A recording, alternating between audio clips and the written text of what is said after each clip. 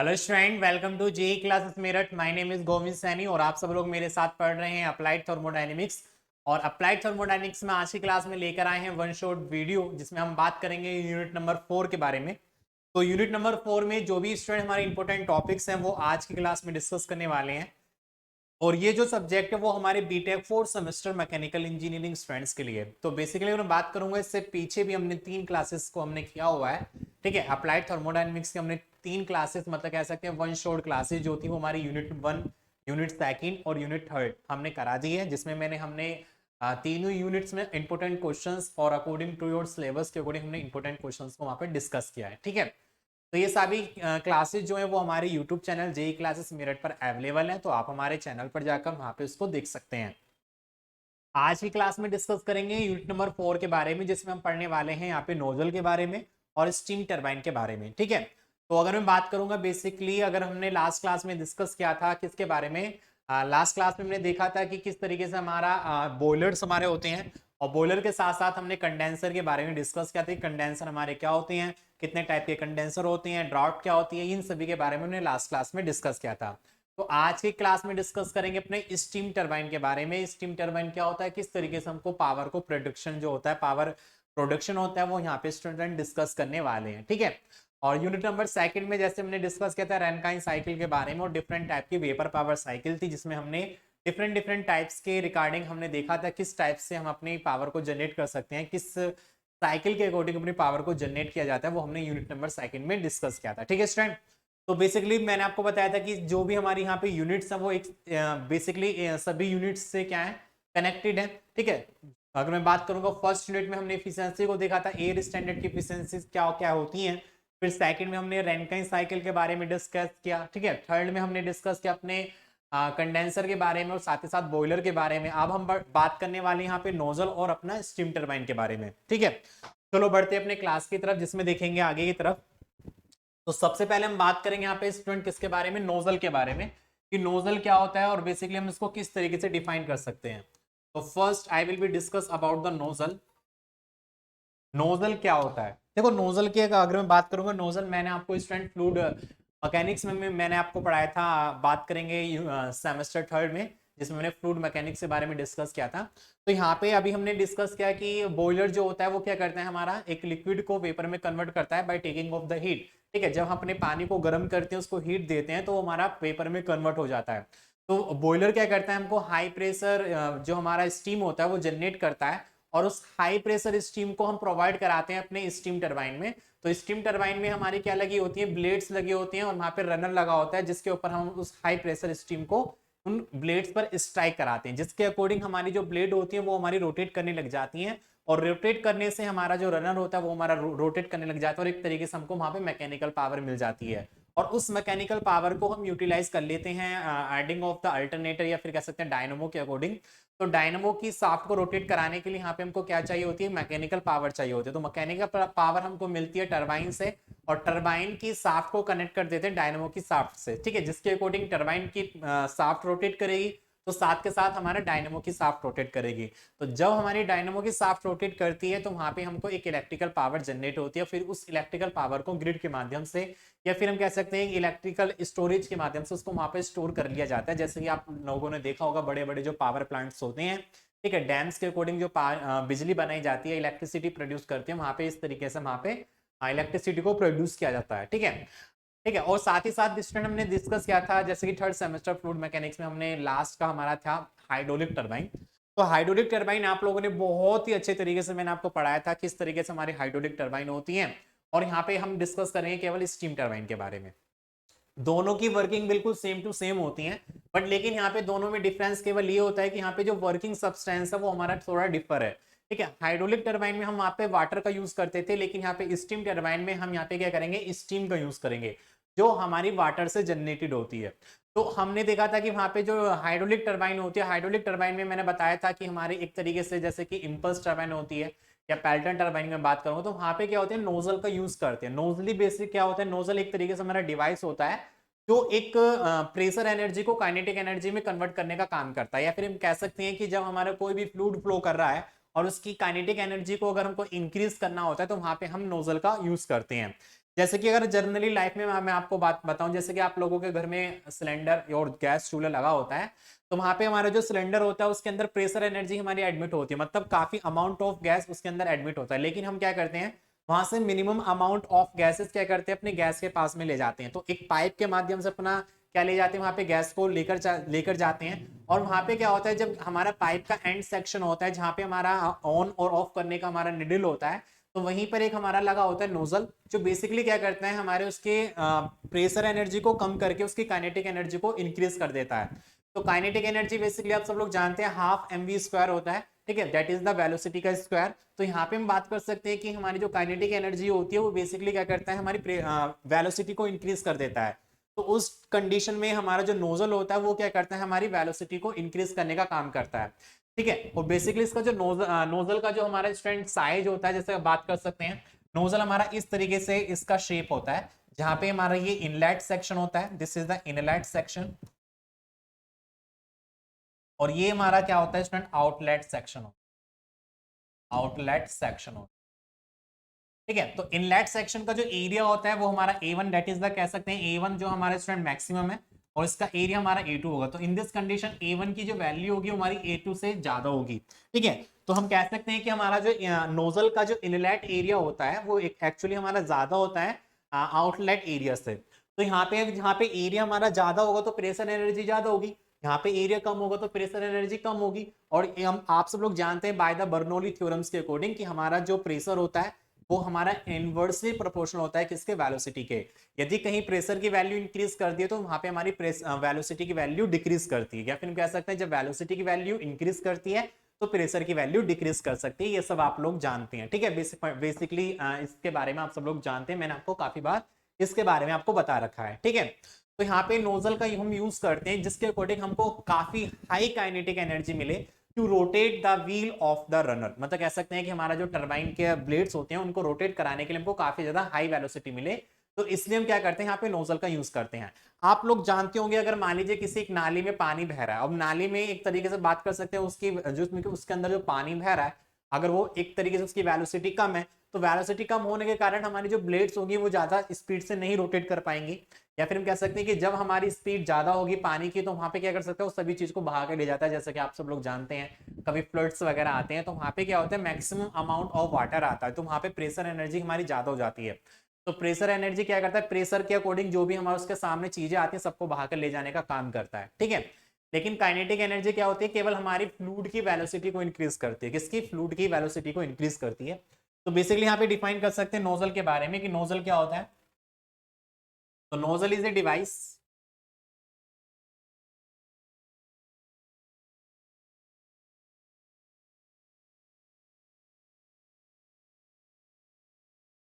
nozzle is a device which is used to increase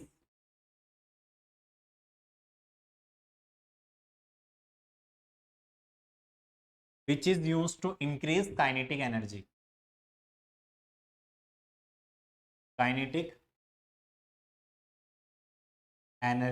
of steam, ठीक है, kinetic energy of steam. तो यहाँ पे वो हमारा हो जाएगा क्या, स्टीम नोजल। तो उस टाइम से हम इसको क्या बोलेंगे, स्टीम नोजल इसको बोलेंगे, स्टीम नोजल इसको बोलेंगे, ठीक है। तो nozzle is a device which is used to increase the kinetic energy of the steam, that is called the nozzle. अब यहाँ पे नोजल जो होते हैं वो बेसिकली हमारे कन्वर्जेंट और डाइवर्जेंट नोजल होते हैं, जिसके बारे में यहाँ पे डिस्कस करेंगे।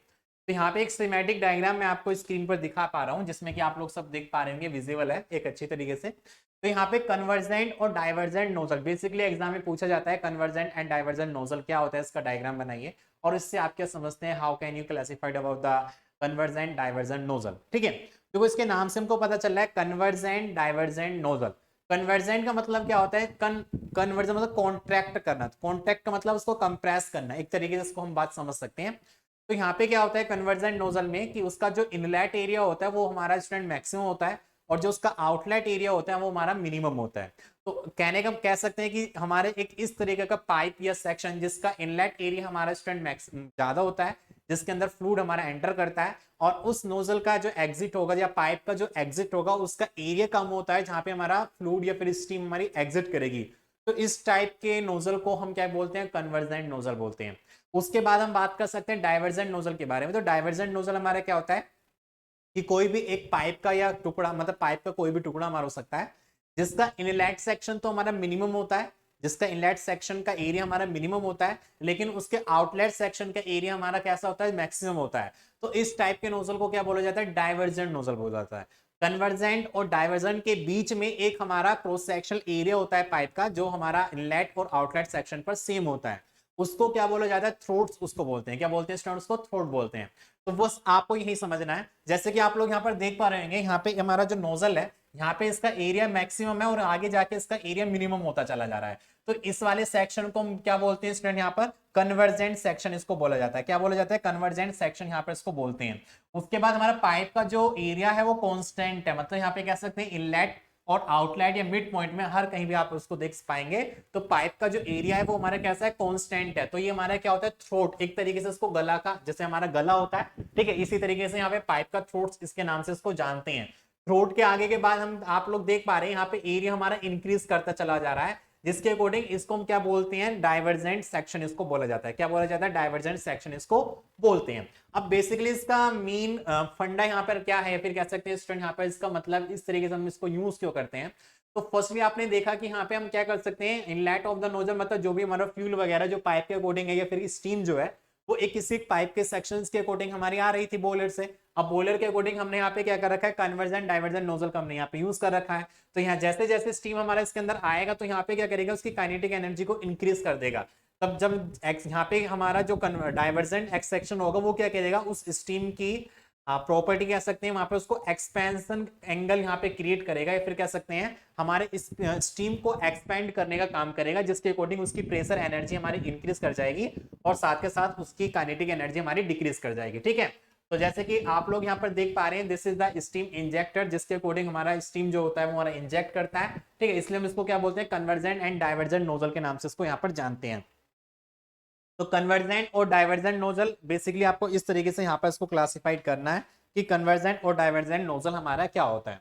ठीक है, अगर मैं बात करूंगा यहाँ पे कन्वर्जेंट के बारे में, तो कन्वर्जेंट मैंने आपको बताया था कि convergent nozzle are tubes with an area that decrease from the nozzle enter of the exit of the nozzle as nozzle area decrease the flow velocity increase. ठीक है, जैसे जैसे हम क्या करेंगे, अपना पाइप का जो एरिया है उसको हम स्टूडेंट डिक्रीज करते चले जाएंगे, तो वहां पे हमारी जो वेलोसिटी होगी स्टीम की वो क्या करती चली जाएगी, इंक्रीज करती चली जाएगी। ठीक है, बेसिकली आप सब लोग जानते हैं area is directly proportional to the velocity. ठीक है, एरिया अगर हम इंक्रीज करेंगे तो वेलोसिटी डिक्रीज करेगी, और वेलोसिटी को इंक्रीज करेंगे तो वहां पे एरिया डिक्रीज करेगा। ठीक है, तो ये हमारे कैसे होते हैं, इनवर्सली प्रोपोर्शनल हमारे होते हैं। ठीक है, तो कन्वर्जेंट और डाइवर्जेंट नोजल हमारा क्या होता है, इसके बारे में हमने यहाँ पर डिस्कस किया। आगे की तरफ बात करेंगे यहाँ पे स्टूडेंट, अगर मैं बात करूंगा आगे की तरफ, जिसमें देखेंगे यहाँ पर student critical pressure ratio for the nozzle. ठीक है, तो नेक्स्ट हम बात करेंगे यहाँ पर क्रिटिकल प्रेशर रेशियो। ठीक है, क्रिटिकल प्रेशर रेशियो के बारे में बात करेंगे, दैट इज द हमारा एक फॉर्मूला होता है, मैंने आपको क्लास में इसका डेरिवेशन करा रखा है कि किस तरीके से क्रिटिकल प्रेशर रेशियो को फाइंड आउट किया जाता है। Basically critical pressure ratio is the P2 upon P1 that will be equals to 2 upon n+1 n upon n-1 हमारा ये फॉर्मूला होता है। बेसिकली इसको आपको याद रखना है। ठीक है, जहां पे अगर मैं बात करूंगा यहाँ पे student P1 this is the initial pressure of the steam. ठीक है, या फिर हम इसको बात कर सकते हैं कि हमारा जो P2 होता है, P2 हमारा थ्रोट प्रेशर होता है और P1 हमारा इनलेट प्रेशर होता है। तो यहाँ पे लिख सकते हैं वेयर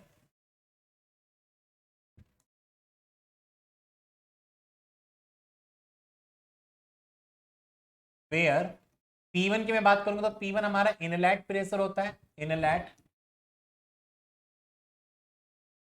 प्रेशर ऑफ स्टीम, और P2 की बात करेंगे तो P2 हमारा थ्रोट एरिया होता है या थ्रोट प्रेशर इसको बोल सकते हैं। थ्रोट प्रेशर, थ्रोट पर हमारा जो प्रेशर होगा उसको P2 यहाँ पर बोलेंगे। ठीक है, तो P1 और P2 क्या होता है, बेसिकली इसके अकॉर्डिंग यहाँ पे बात कर सकते हैं। और ठीक है, तो इसके अकॉर्डिंग हमें बात कर सकते हैं। एंड आप सब लोग जानते हैं हमारा क्या होता है स्टूडेंट, इंडेक्स और एक्सपेंशन होता है। ठीक है, आइसेंट्रोपिक या आइसेंट्रोपिक प्रोसेस के रिगार्डिंग इंडेक्स की हमारी वैल्यू होती है, that is the N, number of molecules. Okay, तो यहाँ पे हम इसको फाइंड आउट कर सकते हैं क्रिटिकल प्रेशर रेशियो को। साथ ही साथ बात करेंगे डिस्चार्ज कोफिशिएंट जो होता है हमारा, क्या होता है, एक्चुअल मास अपॉन आइसेंट्रोपिक मास। ठीक है, तो एक्चुअल मास में मतलब एक तरीके से बात कर सकते हैं कि हमारा एक्चुअल मास कितना उसके अंदर एंटर कर रहा है, और आइसेंट्रोपिक मास का जो रेशो होता है उसको हम क्या कहते हैं, डिस्चार्ज कोफिशिएंट को यहाँ पे स्टूडेंट इसको डिफाइन करते हैं। इसको डिस्चार्ज कोफिशिएंट के रिगार्डिंग उसको यहाँ पर डिफाइन किया जाता है। ओके, इतना समझ में आ गया। अब हम बात करेंगे नेक्स्ट आगे की तरफ क्रिटिकल वेलोसिटी के बारे में, कि क्रिटिकल वेलोसिटी हमारी क्या होती है। Critical velocity of the nozzle, basically मैंने आपको इसके बारे में डिस्क्राइब करके बता रखा है। तो स्टूडेंट मैंने पूरा ही अप्लाइड थर्मोडायनेमिक्स का अपडेटेड सिलेबस के अकॉर्डिंग हमारा पूरा सिलेबस को हमने स्टूडेंट रिकॉर्डेड वीडियोस के रिगार्डिंग हमारे एप्लीकेशन जेई क्लासेस मेरठ पर अवेलेबल है। यदि आपने अभी तक कोर्स को परचेस नहीं किया है, या फिर आप कह सकते हैं अपना एग्जाम की तैयारी और अच्छा करना चाहते हैं, तो एप्लीकेशन को स्टूडेंट डाउनलोड करके वहां पे कोर्स को परचेस कर सकते हैं। ठीक है, मैक्सिमम अमाउंट ऑफ कोर्स यहाँ पे हम आपका अप्लाइड थर्मोडायनेमिक्स, मैन्युफैक्चरिंग प्रोसेस और साथ के साथ आपका स्टैंड मेटेरियल मोस आपका जो सोम का सब्जेक्ट है, तीनों ही सब्जेक्ट के इनको वहाँ पे स्टूडेंट आपके रिकॉर्डेड वीडियो साथ के साथ पीडीएफ नोट्स भी आपको एप्लीकेशन पर अवेलेबल है। तो आई होप आप वहाँ पर जाकर अपने कोर्स को परचेज कर सकते हैं। ठीक है, तो यहाँ पे वन शॉट वीडियोस में हम क्या करें, पूरी यूनिट को यहाँ पर सॉल्व कर रहे हैं। तो पूरी यूनिट को सॉल्व करना मतलब 2 घंटे में इम्पॉसिबल नहीं होता है, तो यहाँ पे थोड़ा थोड़ा ओवरव्यू हम देके चल रहे हैं, एक तरीके से यहाँ पे रिवीजन आपका करा रहे हैं, और साथ के साथ यहाँ पे इंपोर्टेंट क्वेश्चंस को भी मैं आपको बताते हुए चल रहा हूँ। ओके, तो बात करेंगे critical velocity of the nozzle. जो नोजल की हमारी क्रिटिकल वेलोसिटी होती है उसको किस तरीके से फाइंड आउट किया जा सकता है। तो critical velocity at throat is defined as the velocity for maximum discharge, velocity for maximum discharge per unit area to the throat पर क्रिटिकल प्रेशर रेशो हमारा होता है। ठीक है, यहाँ पे इसको डिफाइन करेंगे, फाइंड आउट करेंगे अपनी क्रिटिकल वेलोसिटी को, कि हमारी जो थ्रोट पर हमारी जो क्रिटिकल वेलोसिटी होती है वो का फॉर्मूला क्या होता है। तो सबसे पहले हम जानते हैं कि वेलोसिटी एट थ्रोट की वेलोसिटी जो होती है हमारी थ्रोट पर, वो हमारा फॉर्मूला होता है, दैट इज द सीटी। सीटी रिप्रेजेंट कर रहा है throat velocity, that is the under root of 2 n upon n minus 1 PT VT, bracket में P1 V1 upon PT VT minus k 1। PT VT is the throat pressure, ठीक है, velocity velocity throat velocity, and that is the P1 inlet pressure, V1 is the inlet velocity. ठीक है, यहाँ पे apply करेंगे student. Now आगे की तरफ देखेंगे यहाँ पर यूजिंग P1 V1 बराबर के, नाउ यूजिंग P1 V1 की पावर n इक्वल्स टू क्या होता है, P2 V2, तो PT VT की पावर n हो जाएगा। ठीक है, this is the isentropic process के रिगार्डिंग हम सब लोग जानते हैं कि आइसेंट्रोपिक प्रोसेस के रिगार्डिंग क्या होता है, P1 V1 की power n equals to P2 V2 की पावर n हमारा होता है। अगर यहाँ पे मैं बात करूंगा student, that is the V1 upon VT की पावर हमारा n हो जाएगा, और ये हो जाएगा हमारा PT अपॉन P1। कितना हो जाएगा, PT अपॉन P1 यहाँ पे हमारा हो जाएगा, और यहाँ पे V1 upon VT, V1 upon VT की पावर हो जाएगा हमारा PT अपॉन P1, इधर जाके हमारा अपॉन में आ जाएगा 1 अपॉन के n। ठीक है, उधर जाके क्या हो जाएगा, 1 अपॉन n में हमारे यहाँ पर आ जाएगा। ओके स्टूडेंट, अब हम क्या करेंगे, यहाँ पर देखेंगे V1 अपॉन VT की जगह इसकी वैल्यू को यहाँ पे पुटअप करेंगे। तो देखेंगे स्टूडेंट ध्यान से, तो CT बराबर हमारे यहाँ पर हो जाएगा CT equals to twice n upon n minus 1। ठीक है, PT VT, और यहाँ पे हो जाएगा आपका P1 upon T1, sorry P1 upon PT। ठीक है, और V1 अपॉन VT की जगह मैं ये वाली वैल्यू को पुट कर दूंगा, that is the PT upon P1।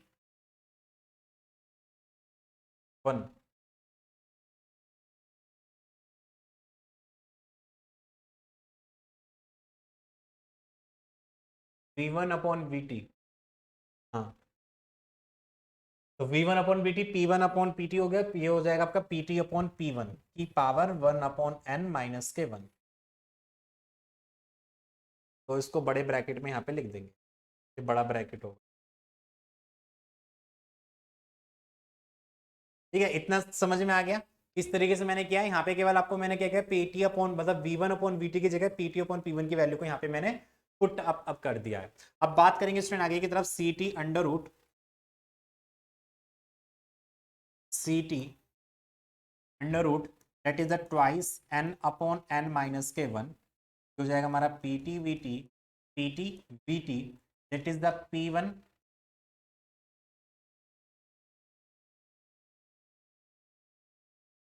या फिर हम इसको अपोजिट कर सकते हैं, that is the P T upon P one की पावर हो जाएगी -k1, और ये हो जाएगा हमारा कितना, P T upon P one की पावर हो जाएगी 1/n -k1।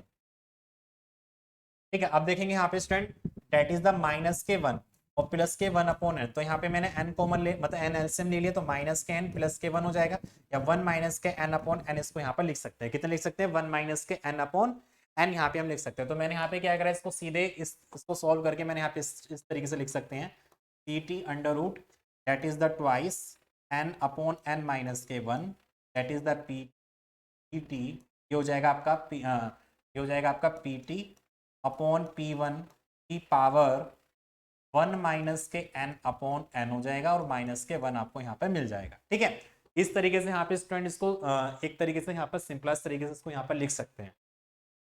आपका क्या करेंगे, नाउ आगे की तरफ देखेंगे, now now putting critical pressure ratio, अभी हमने पीछे देखा था, now we have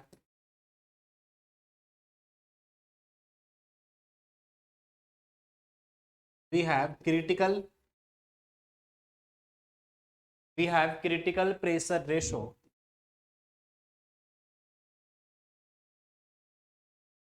critical pressure ratio हमने क्या देखा था student, that is the P2 upon P1, P2 upon P1, ठीक है, P2 upon sorry PT upon P1, PT upon P1 equals to 2 upon n plus k1 n minus k1 upon n, n upon n plus one, sorry n upon,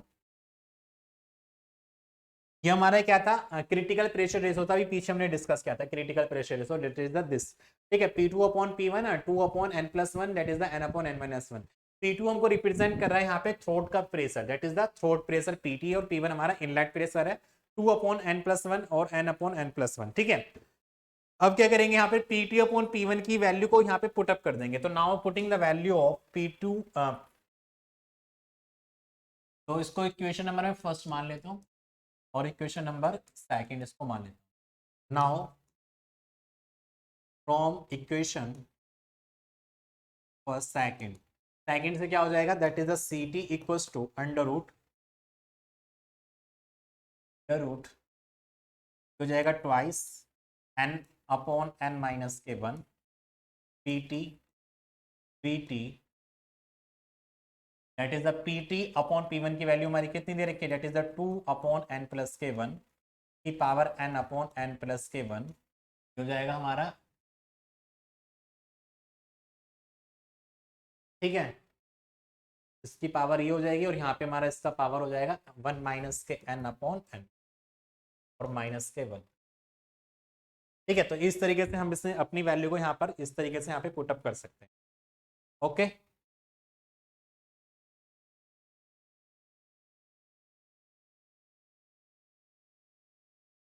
या फिर हम इसको एक तरीके से simple तरीके से इसको लिख सकते हैं, जैसे कि देखेंगे यहाँ पर, इसको सॉल्व करेंगे यहाँ पर, that is the PT upon P1, इसको मैं इधर की तरफ लेकर जाऊंगा तो यहाँ पे उल्टा हो जाएगा, that is the n upon n plus one हो जाएगा ये, और इक्वल्स हो जाएगा हमारा 2 अपॉन n प्लस के 1 हो जाएगा।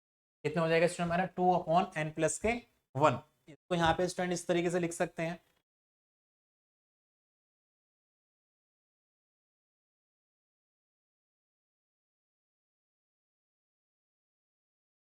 मतलब इसको इधर की तरफ लेके जाएंगे तो उल्टा हो जाएगा, नहीं अपॉन में चला जाता है, that is the n plus one upon n हमारा यहाँ पर हो जाएगा। ठीक है, हमको ये वाला बनाना है, इस तरीके का बनाना है, तो इस तरीके बनाने के लिए क्या करेंगे यहाँ पर, तो PT upon P1, PT upon P1 मैंने यहाँ से माइनस का कॉमन ले लिया, तो अंदर क्या बचेगा माइनस के n, तो 1 माइनस के n अपॉन n बच जाएगा। ठीक है, वही हमको यहाँ पे दिख पा रहा है, आप लोग देख पा रहे हैं, तो that is the 2 upon n plus one हो जाएगा। अब मैं क्या करूंगा, इसका इनवर्स है तो इसको 1 अपॉन PT अपॉन P1 इसको नीचे की तरफ लेकर आ जाएंगे, तो 1 माइनस के n अपॉन n हो जाएगा, ये that will equals to 2 upon n plus k 1 हो जाएगा। इसको मैं इधर भेज दूंगा, that is the n plus one upon 2। ठीक है भाई, n प्लस वन इधर भेज दे, 2 इसके नीचे आ गई, इसको इधर भेज देंगे, तो that is the PT upon P1 की पावर हो जाएगा हमारा 1 माइनस के n अपॉन के n। तो कह सकते हैं that is the PT upon P1 की power 1 minus n upon n, value कितनी है n plus one upon two, कितनी है स्टूडेंट हमारी n plus one upon two. n+1/2 हमारी यहाँ पर वैल्यू है, तो मैं इसकी वैल्यू को सीधे यहाँ पे लिख सकता हूँ। ठीक है, अगर मैं ऐसे करता थोड़ा हमारा डिफिकल्ट पड़ जाता है ये, तो मैंने यहाँ पे अलग से इसको सॉल्व करके दिखाया है। तो यहाँ पे हो जाएगा that is the C T equals to √2 n/n-1 n/n-1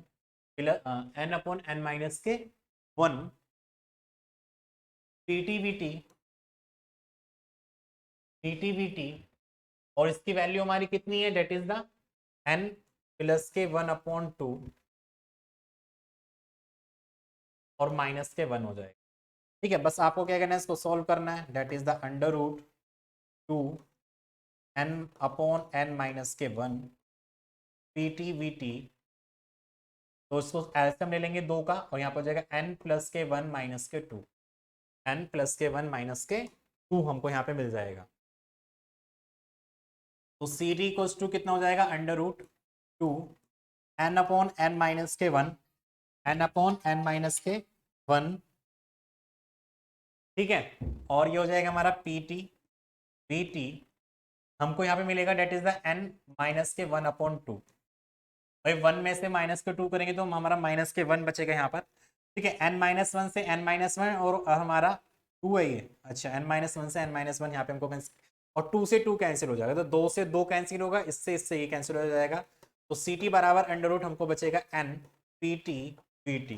कितना बचेगा, n P T V T हमको यहाँ पे मिल जाएगा। तो this is the critical pressure value. तो हमारा सी टी की वैल्यू कितनी आ जाएगी, √P/N/P/T V/T। तो ठीक है, तो यहाँ पे हम बात कर सकते हैं कि हमारे जो क्रिटिकल वेलोसिटी होगी वो उसकी वैल्यू हमारी कितनी आएगी, n/P/T/V/T, जिसका यूनिट हमारा, या फिर कह सकते हैं यूनिट हमारी कितनी जाएगी, मीटर पर सेकंड। तो कोई भी हमारी वेलोसिटी होती है तो वेलोसिटी की यूनिट कितनी होती है, मीटर पर सेकंड हमारी होती है। तो इस तरीके से इसको क्वेश्चन को सॉल्व कर सकते हैं। ठीक है, तो क्रिटिकल प्रेशर क्रिटिकल वेलोसिटी का डेरिवेशन बेसिकली एग्जाम में पूछ लिया जाता है, तो एक बार इसको आपको प्रैक्टिस करनी, क्रिटिकल वेलोसिटी ऑफ नोजल के बारे में। ठीक है स्टूडेंट, बात करेंगे आगे की तरफ जिसमें देखेंगे, ठीक है, आगे की तरफ बात करेंगे तो यहाँ पर देखेंगे स्टूडेंट, इसके ऊपर कोई भी एक न्यूमेरिकल यहाँ पर देख लेते हैं। तो न्यूमेरिकल में क्या कह रहा है कि steam at a rate of 7.5 kg per second, ठीक है, steam at a rate of 7.5 kg per second expand isentropically through a set of nozzle. कोई एक हमारा नोजल है, नोजल क्या कर रहा है, हमारे स्टीम को एक्सटेंड कर रहा है, मतलब फ्लो करा रहा है, और उसका जो मास फ्लो रेट है वो हमारा कितना है, 7.5 kg पर सेकेंड, मतलब एक सेकंड में 7.5 kg का मास जो है वो एग्जिट कर रहा है एक सेकंड में। देखो कितना बड़ा नोजल होगा वो, ठीक है। या फिर हम कह सकते हैं कि डिफरेंट टाइप के नोजल, हमारे नंबर ऑफ नोजल वहां पे हमारे एग्जिस्ट होंगे, क्योंकि एक सेकंड में 7.5 kg वाटर क्या कर रहा है, वो एग्जिट कर रहा है। ठीक है, the steam at inlet of the nozzle is at 14 bar. जब हमारा नोजल के इनलेट पर हमारी जो स्टीम इनलेट कर रही थी वहां पे उसका प्रेशर 14 बार था, and degree of superheated is 50 degree Celsius. वहां पे हमारा डिग्री ऑफ सुपरहीटेड कितनी वैल्यू दे रखी है, 56 डिग्री सेल्सियस दे रखा है। द एग्जिट प्रेशर इज 6 बार। तो देखो मैंने आपको बताया था कि नोजल के इनलेट एरिया पर प्रेशर की वैल्यू ज्यादा होती है और एग्जिट एरिया पर उसकी प्रेशर की वैल्यू कम हो जाती है, क्योंकि हमारा नोजल का जो एग्जिट एरिया होता है वहां पे हमारा कम होता है, मतलब नोजल का जो एग्जिट एरिया होता है उसकी वैल्यू कम होती है in comparison to inlet area of the nozzle. तो हमारा जब एरिया ज्यादा है तो हमारा प्रेशर की वैल्यू ज्यादा थी 14 बार, जब एरिया हमारा कम हो गया तो प्रेशर की वैल्यू कितनी होगी, 6 बार हमारे यहाँ पर हो गई है। Find the minimum number of the nozzle, यहाँ पे कह रहे हैं कि हमको यहाँ पे फाइंड आउट करने हैं कि यहाँ पे स्टूडेंट नोजल कितने नंबर ऑफ नोजल को हम यहाँ पे हमने यूज किया हुआ है। Use and exit area of the nozzle, और नोजल का एग्जिट एरिया है उसको भी फाइंड आउट करना है।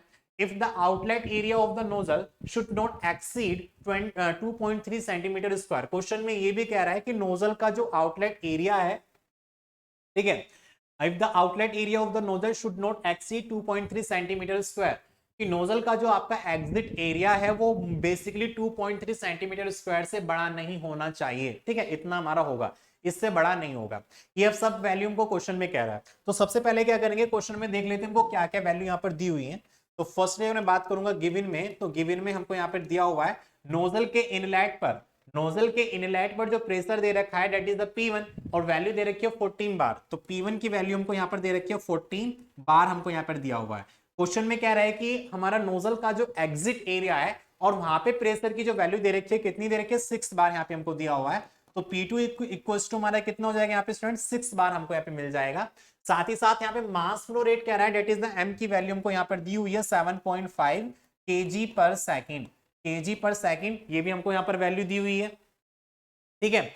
और कह रहा है कि हमारा जो एरिया होगा डेट इज द A1 इसको बोल सकते हैं, ठीक है, वो हमारे कितना नहीं होना चाहिए 2.3 सेंटीमीटर स्क्वायर से हमारा ज्यादा नहीं होना चाहिए। तो area of the nozzle if कह रहा है कि area of the nozzle if the outlet area of the nozzle should not be exceed 2.3 centimetre square. तो यहाँ पे कॉमन सेंस की बात आपको देखनी पड़ेगी। कॉमन सेंस की बात आपके यहाँ पर ये है, क्वेश्चन में कह रहा है कि नोजल का आउटलेट एरिया 2.3 सेंटीमीटर स्क्वायर से बड़ा नहीं होना चाहिए। तो मतलब यहाँ पे एरिया जो हमारा 2.3 centimetre square that is the greater than है। तो ग्रेटर देन एरिया कहां पर होता है, इनलेट सेक्शन पे होता है। नोजल के इनलेट सेक्शन का जो एरिया होता है वो मैक्सिमम होता है और नोजल के आउटलेट सेक्शन का एरिया हमारा कम होता है। तो इसके अकॉर्डिंग हम बात कर सकते हैं कि नोजल का जो इनलेट एरिया है वो हमारा कितना दे रखा है 2.3 सेंटीमीटर दे रखा है, और जो नोजल का आउटलेट एरिया आएगा वो उससे कम आएगा, मतलब उसकी वैल्यू कम होगी। तो यहाँ पे A1 की वैल्यू हमको कितना दे रखा है 2.3 सेंटीमीटर स्क्वायर हमको यहाँ पर दिया हुआ है, ठीक है। तो ये सब वैल्यू हमको यहाँ पर क्वेश्चन में दी हुई है। और डिग्री ऑफ सुपर हीटेड की वैल्यू दे रखी है 56 डिग्री सेल्सियस, ठीक है, कितना दे रखा है 56 डिग्री सेल्सियस। तो डिग्री ऑफ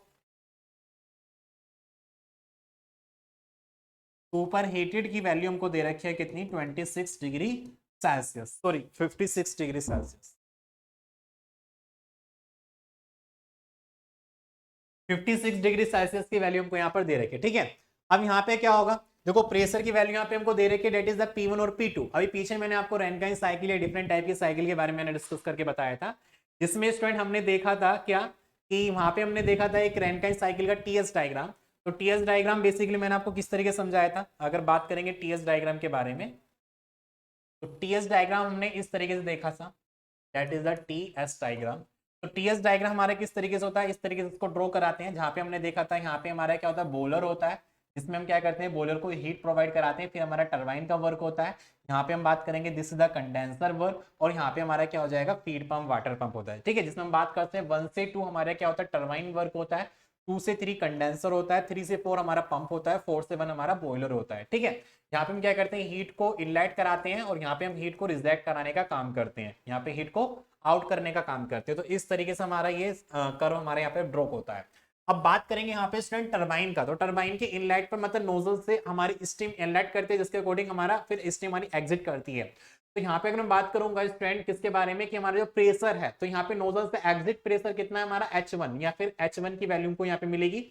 यहाँ से नीचे की तरफ आते हैं तो यहाँ पे प्रेशर तो कांस्टेंट होता है, लेकिन थोड़ा सा उसका टेम्परेचर कम हो जाता है। क्यों हो जाता है, क्योंकि आप लोग यहाँ पर देख पा रहे हैं दिस इज द टेम्परेचर हमारा इंक्रीज करेगा, नीचे तरफ आएंगे तो टेम्परेचर की वैल्यू कुछ कम होगी, यहाँ पे टेम्परेचर की वैल्यू कुछ ज्यादा होगी।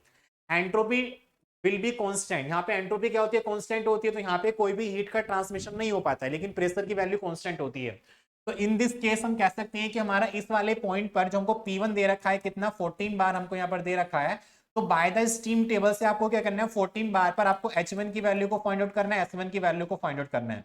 तो यहाँ पे मैंने क्या कर रखा है स्टीम टेबल से वैल्यू को पहले ही मैंने यहाँ पे लिख रखा है, और किस तरीके से फाइंड आउट करते हैं अपनी वैल्यू को वो मैंने आपको क्लासेस में समझा रखा है कि स्टीम टेबल को किस तरीके से यूज किया जाता है, किस तरीके से वहां पे वैल्यू को फाइंड आउट करते हैं, ठीक है।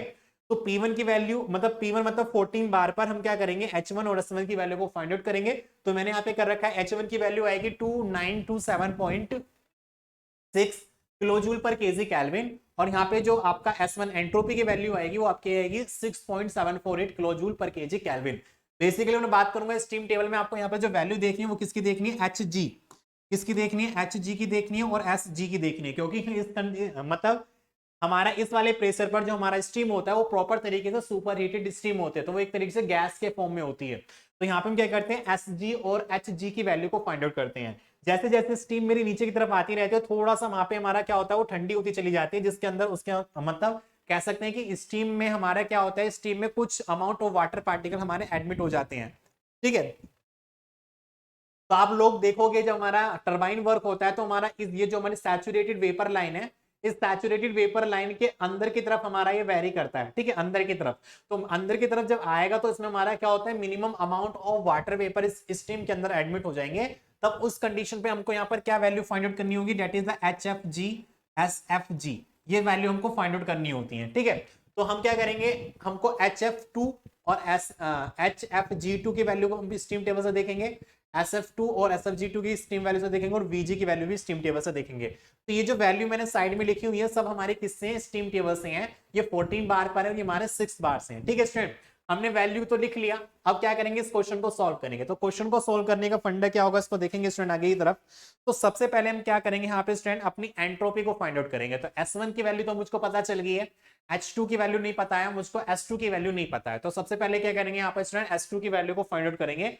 और आप सब लोग जानते हैं क्या, S2 इक्वल टू हमारा कितना होता है, S2 इक्वल टू हमारा क्या होता है, that is the SF2 plus के X2 SFG2।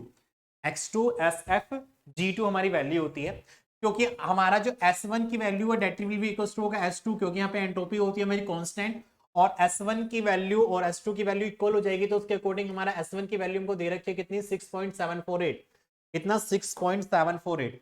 6.748 equals to SF2 की वैल्यू हमको यहाँ पर दिया हुआ है क्वेश्चन में, कितना दिया है, SF2 की वैल्यू 1.931, 1.931 प्लस X2 हमको पता करना है, और SFG2 की वैल्यू हमको दे रखी है 4.827, 4.827 हमको यहाँ पर दिया हुआ है। तो बस आपको यहाँ पे क्या करना है स्टूडेंट, X2 की वैल्यू को फाइंड आउट करना है, ठीक है। तो X2 की वैल्यू देखेंगे हमारी कितनी आएगी, this is the dryness fraction की वैल्यू बात करते हैं। तो हो जाएगा 6.748 माइनस के 1.931, और ये हो जाएगा हमारा 4.827 X2। तो यहाँ पे सीधे सीधे X2 की जो वैल्यू आएगी वो मैं यहाँ पे लिख देता हूँ, कितनी आएगी, तो 6.748 माइनस 1.931 और डिवाइड कर देंगे यहाँ पे 4.827, तो वैल्यू आएगी आपकी 0.997, 0.997। तो X2 की वैल्यू कितनी आ जाएगी, 0.997 आपको यहाँ पर मिल जाएगी, ठीक है। अब हमने S2 की वैल्यू मतलब X2 की वैल्यू को निकाल दिया है। अब साथ ही साथ आपको क्या करना है यहाँ पे स्टूडेंट, H2 की वैल्यू को फाइंड आउट करना है। तो H2 की वैल्यू को फाइंड आउट करेंगे, यहाँ पर देखेंगे H2 की वैल्यू को किस तरीके से फाइंड आउट करेंगे। तो देखेंगे नाउ H2 बराबर हमारा कितना हो जाएगा, HF2 प्लस के X2 HFG2, HFG2। तो यहाँ पे HF2 की वैल्यू ऑलरेडी हमको क्वेश्चन में दी हुई है, ठीक है, हमने स्टीम टेबल से निकाला था HF2 की वैल्यू। तो HF2 की वैल्यू है 670.4, 670.4 प्लस X2 की वैल्यू है 0.99, और यहाँ पे HFG2 की वैल्यू अगर मैं बात करूंगा तो HFG2 की वैल्यू आपको दे रखी है कितनी, 2085.1, ठीक है। तो ये वैल्यू मैंने यहाँ पे पुटअप कर दिया। बस आपको यहाँ पे क्या करना है, H2 की वैल्यू को फाइंड आउट करना है। तो H2 की वैल्यू आपकी कितनी आएगी, तो यहाँ पे हो जाएगा हमारा 2085.1 और प्लस कर देंगे यहाँ पर 670.4, तो वैल्यू आएगी आपकी 2751, 2751.18 किलोजूल पर केजी, किलोजूल पर केजी आपको यहाँ पर वैल्यू मिल जाएगी, दैट इज द H2 की। बस आपको क्या करना है, फॉर्मूला लगाकर सारी वैल्यू को फाइंड आउट करना है। अब क्या करेंगे, यहाँ पर स्टूडेंट एग्जिट वेलोसिटी निकालेंगे। क्या निकालेंगे, एग्जिट वेलोसिटी। यहीं पे मैं निकाल देता हूँ, that is the exit velocity कितना होगा,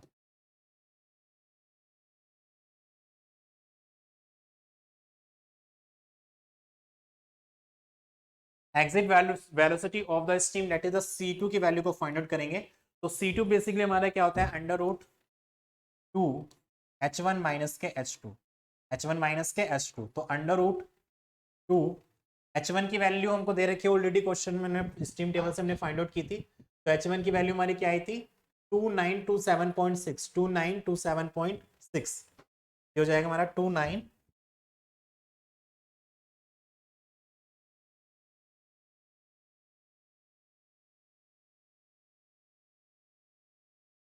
H2 की वैल्यू आई थी 2751.18। तो यहाँ पर देखेंगे C2 की वैल्यू हमारी कितनी आएगी, 2927.6 माइनस 2751.18 मल्टीप्लाई करेंगे यहाँ पर 2 से और अंडर रूट करेंगे आंसर का, तो वैल्यू आएगी आपकी 18.78 मीटर पर सेकेंड, मीटर पर सेकेंड। तो ये वाली वैल्यू आपको यहाँ पे मिल जाएगी, ठीक है। C2 की वैल्यू आपको मिल जाएगी इतनी, 18.78 मीटर पर सेकेंड।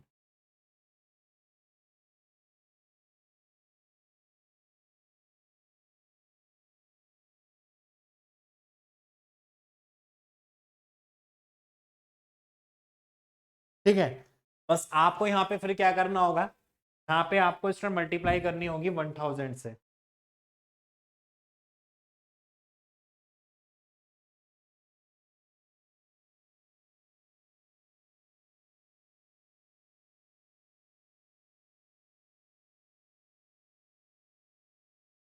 ठीक है, वेलोसिटी फाइंड आउट करने के लिए यहाँ पे आपको मल्टीप्लाई करनी पड़ेगी 1000 से।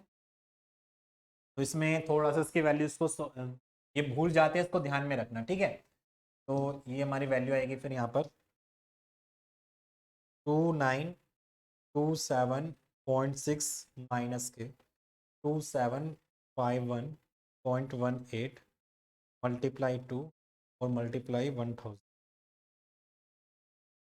अंडर रूट आंसर, तो 594।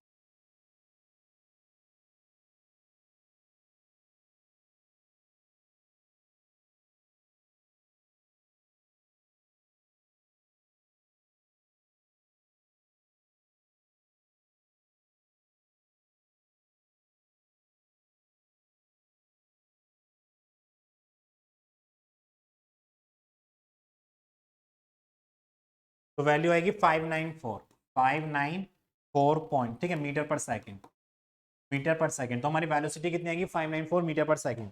अब बात करेंगे area of nozzle at exit. ठीक है, बात करेंगे area of nozzle at point exit के बारे में। तो area of nozzle at point exit कितना आएगा, तो यहाँ पर देखेंगे area of nozzle at exit. ठीक है, तो एरिया बेसिकली आप सब लोग जानते हैं, डेट इज द E2 की वैल्यू को फाइंड आउट करेंगे तो क्या होता है MC2 upon V2, sorry MV2 upon C2, MV2 upon C2 हमारा होता है। और यहाँ पे जो हमारा V2 होगा बेसिकली क्या होगा, V2 की वैल्यू हमारी कितनी हो जाएगी, V2 बराबर होगा हमारा XVG हमारा यहाँ पर हो जाएगा। तो हम बात कर सकते हैं, M हमको दे रखा है कितना 7.8, आई थिंक 7.5। तो M की वैल्यू कितनी दे रखी है 7.5 हमको दे रखा है 7.5। ठीक है, मल्टीप्लाई X की वैल्यू 0.99 इंटू, और VG की वैल्यू हमको दे रखी है यहाँ पर according to the stream table 0.31546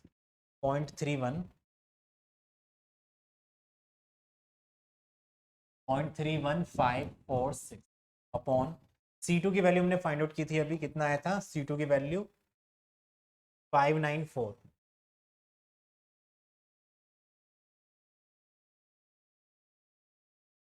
ठीक है, यहाँ पे आपको मिल जाएगा A2, एरिया आपको यहाँ पे मिलेगा, देखेंगे कितनी वैल्यू आएगी।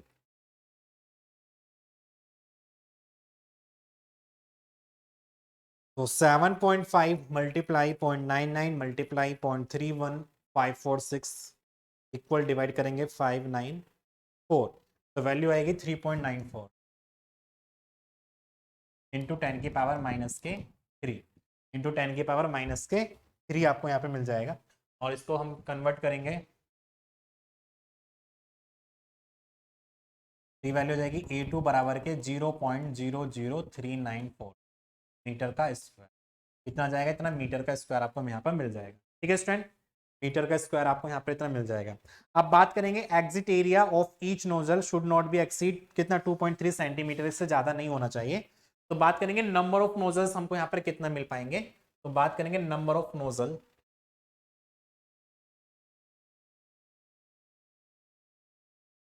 तो नंबर ऑफ नोजल की मैं बात करूंगा तो नंबर ऑफ नोजल को क्या करेंगे, इसको डिवाइड कर देंगे यहाँ पे स्टूडेंट।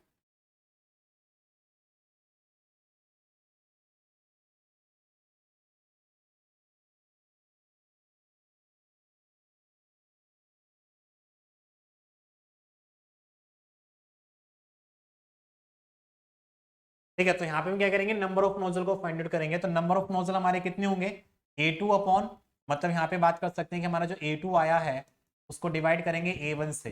A2 की वैल्यू हमारी कितनी आई है 0.00394 अपॉन A1 की वैल्यू हमको दे रखी है क्वेश्चन में कितनी 2.3 सेंटीमीटर का स्क्वायर। ठीक है, कितना दे रखा 2.3 सेंटीमीटर का स्क्वायर।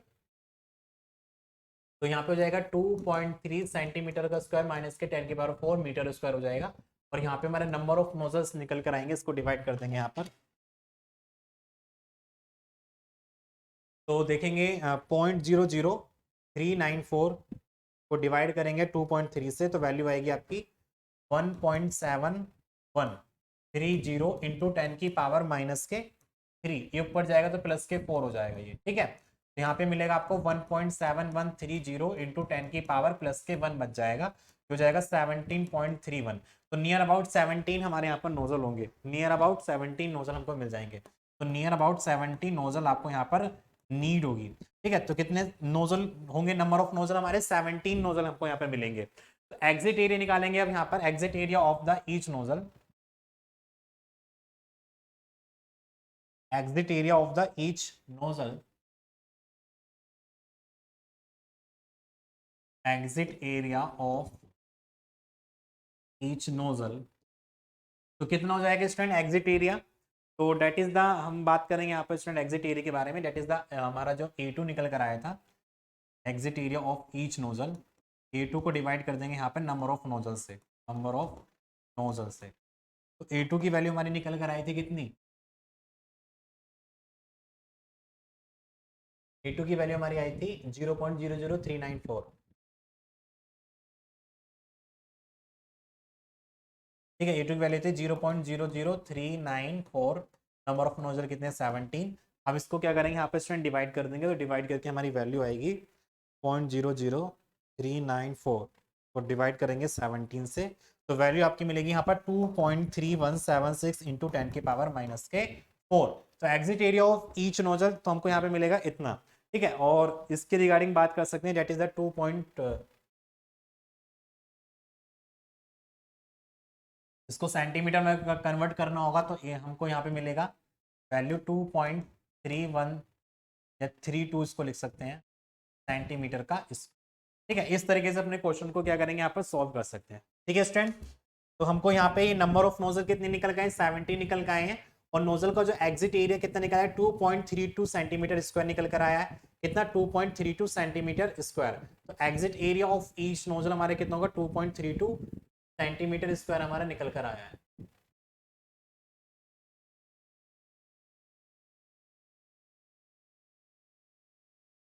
ठीक है,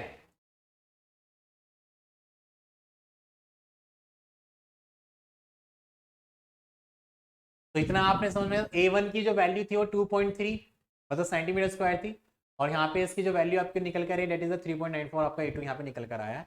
और इस तरीके से क्या करेंगे, अपने क्वेश्चन को सॉल्व करेंगे।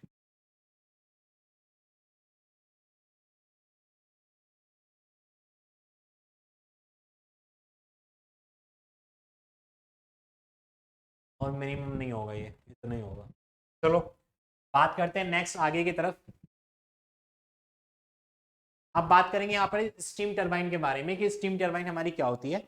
तो पीछे जैसे कि अभी हमने डिस्कस किया था, मैंने आपको बताया था कि हमारी जो टरबाइंस होती हैं वो अकॉर्डिंग टू द एनर्जी के रिगार्डिंग हमारी डिफरेंट डिफरेंट टाइप की हमारी स्टीम मतलब टरबाइंस होती हैं। जैसे कि आप लोगों ने देखा होगा हाइड्रोलिक टरबाइन आपका होता है, वाइंड टरबाइन आपकी होती है, जो हवा से चलने वाली टरबाइंस होती है वाइंड टरबाइन होती हैं, ठीक है। इसी तरीके से हम हमारे बात करेंगे यहाँ पर स्टूडेंट स्टीम टरबाइन के बारे में। तो steam turbine are a device, या फिर कह सकते हैं it is a device which convert steam energy in the term of the kinetic energy as well as the pressure energy and convert it into the mechanical energy, that is called the steam turbine. So steam turbine is the turbine which convert kinetic energy into mechanical energy is called the steam turbine, ठीक है। तो यहाँ पे बात कर सकते हैं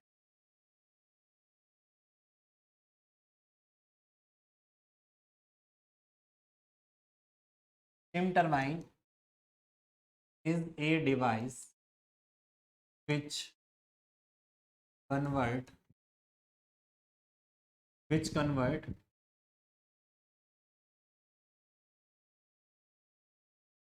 steam energy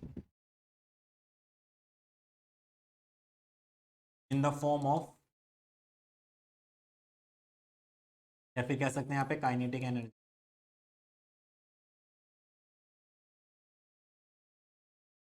convert steam energy to mechanical energy,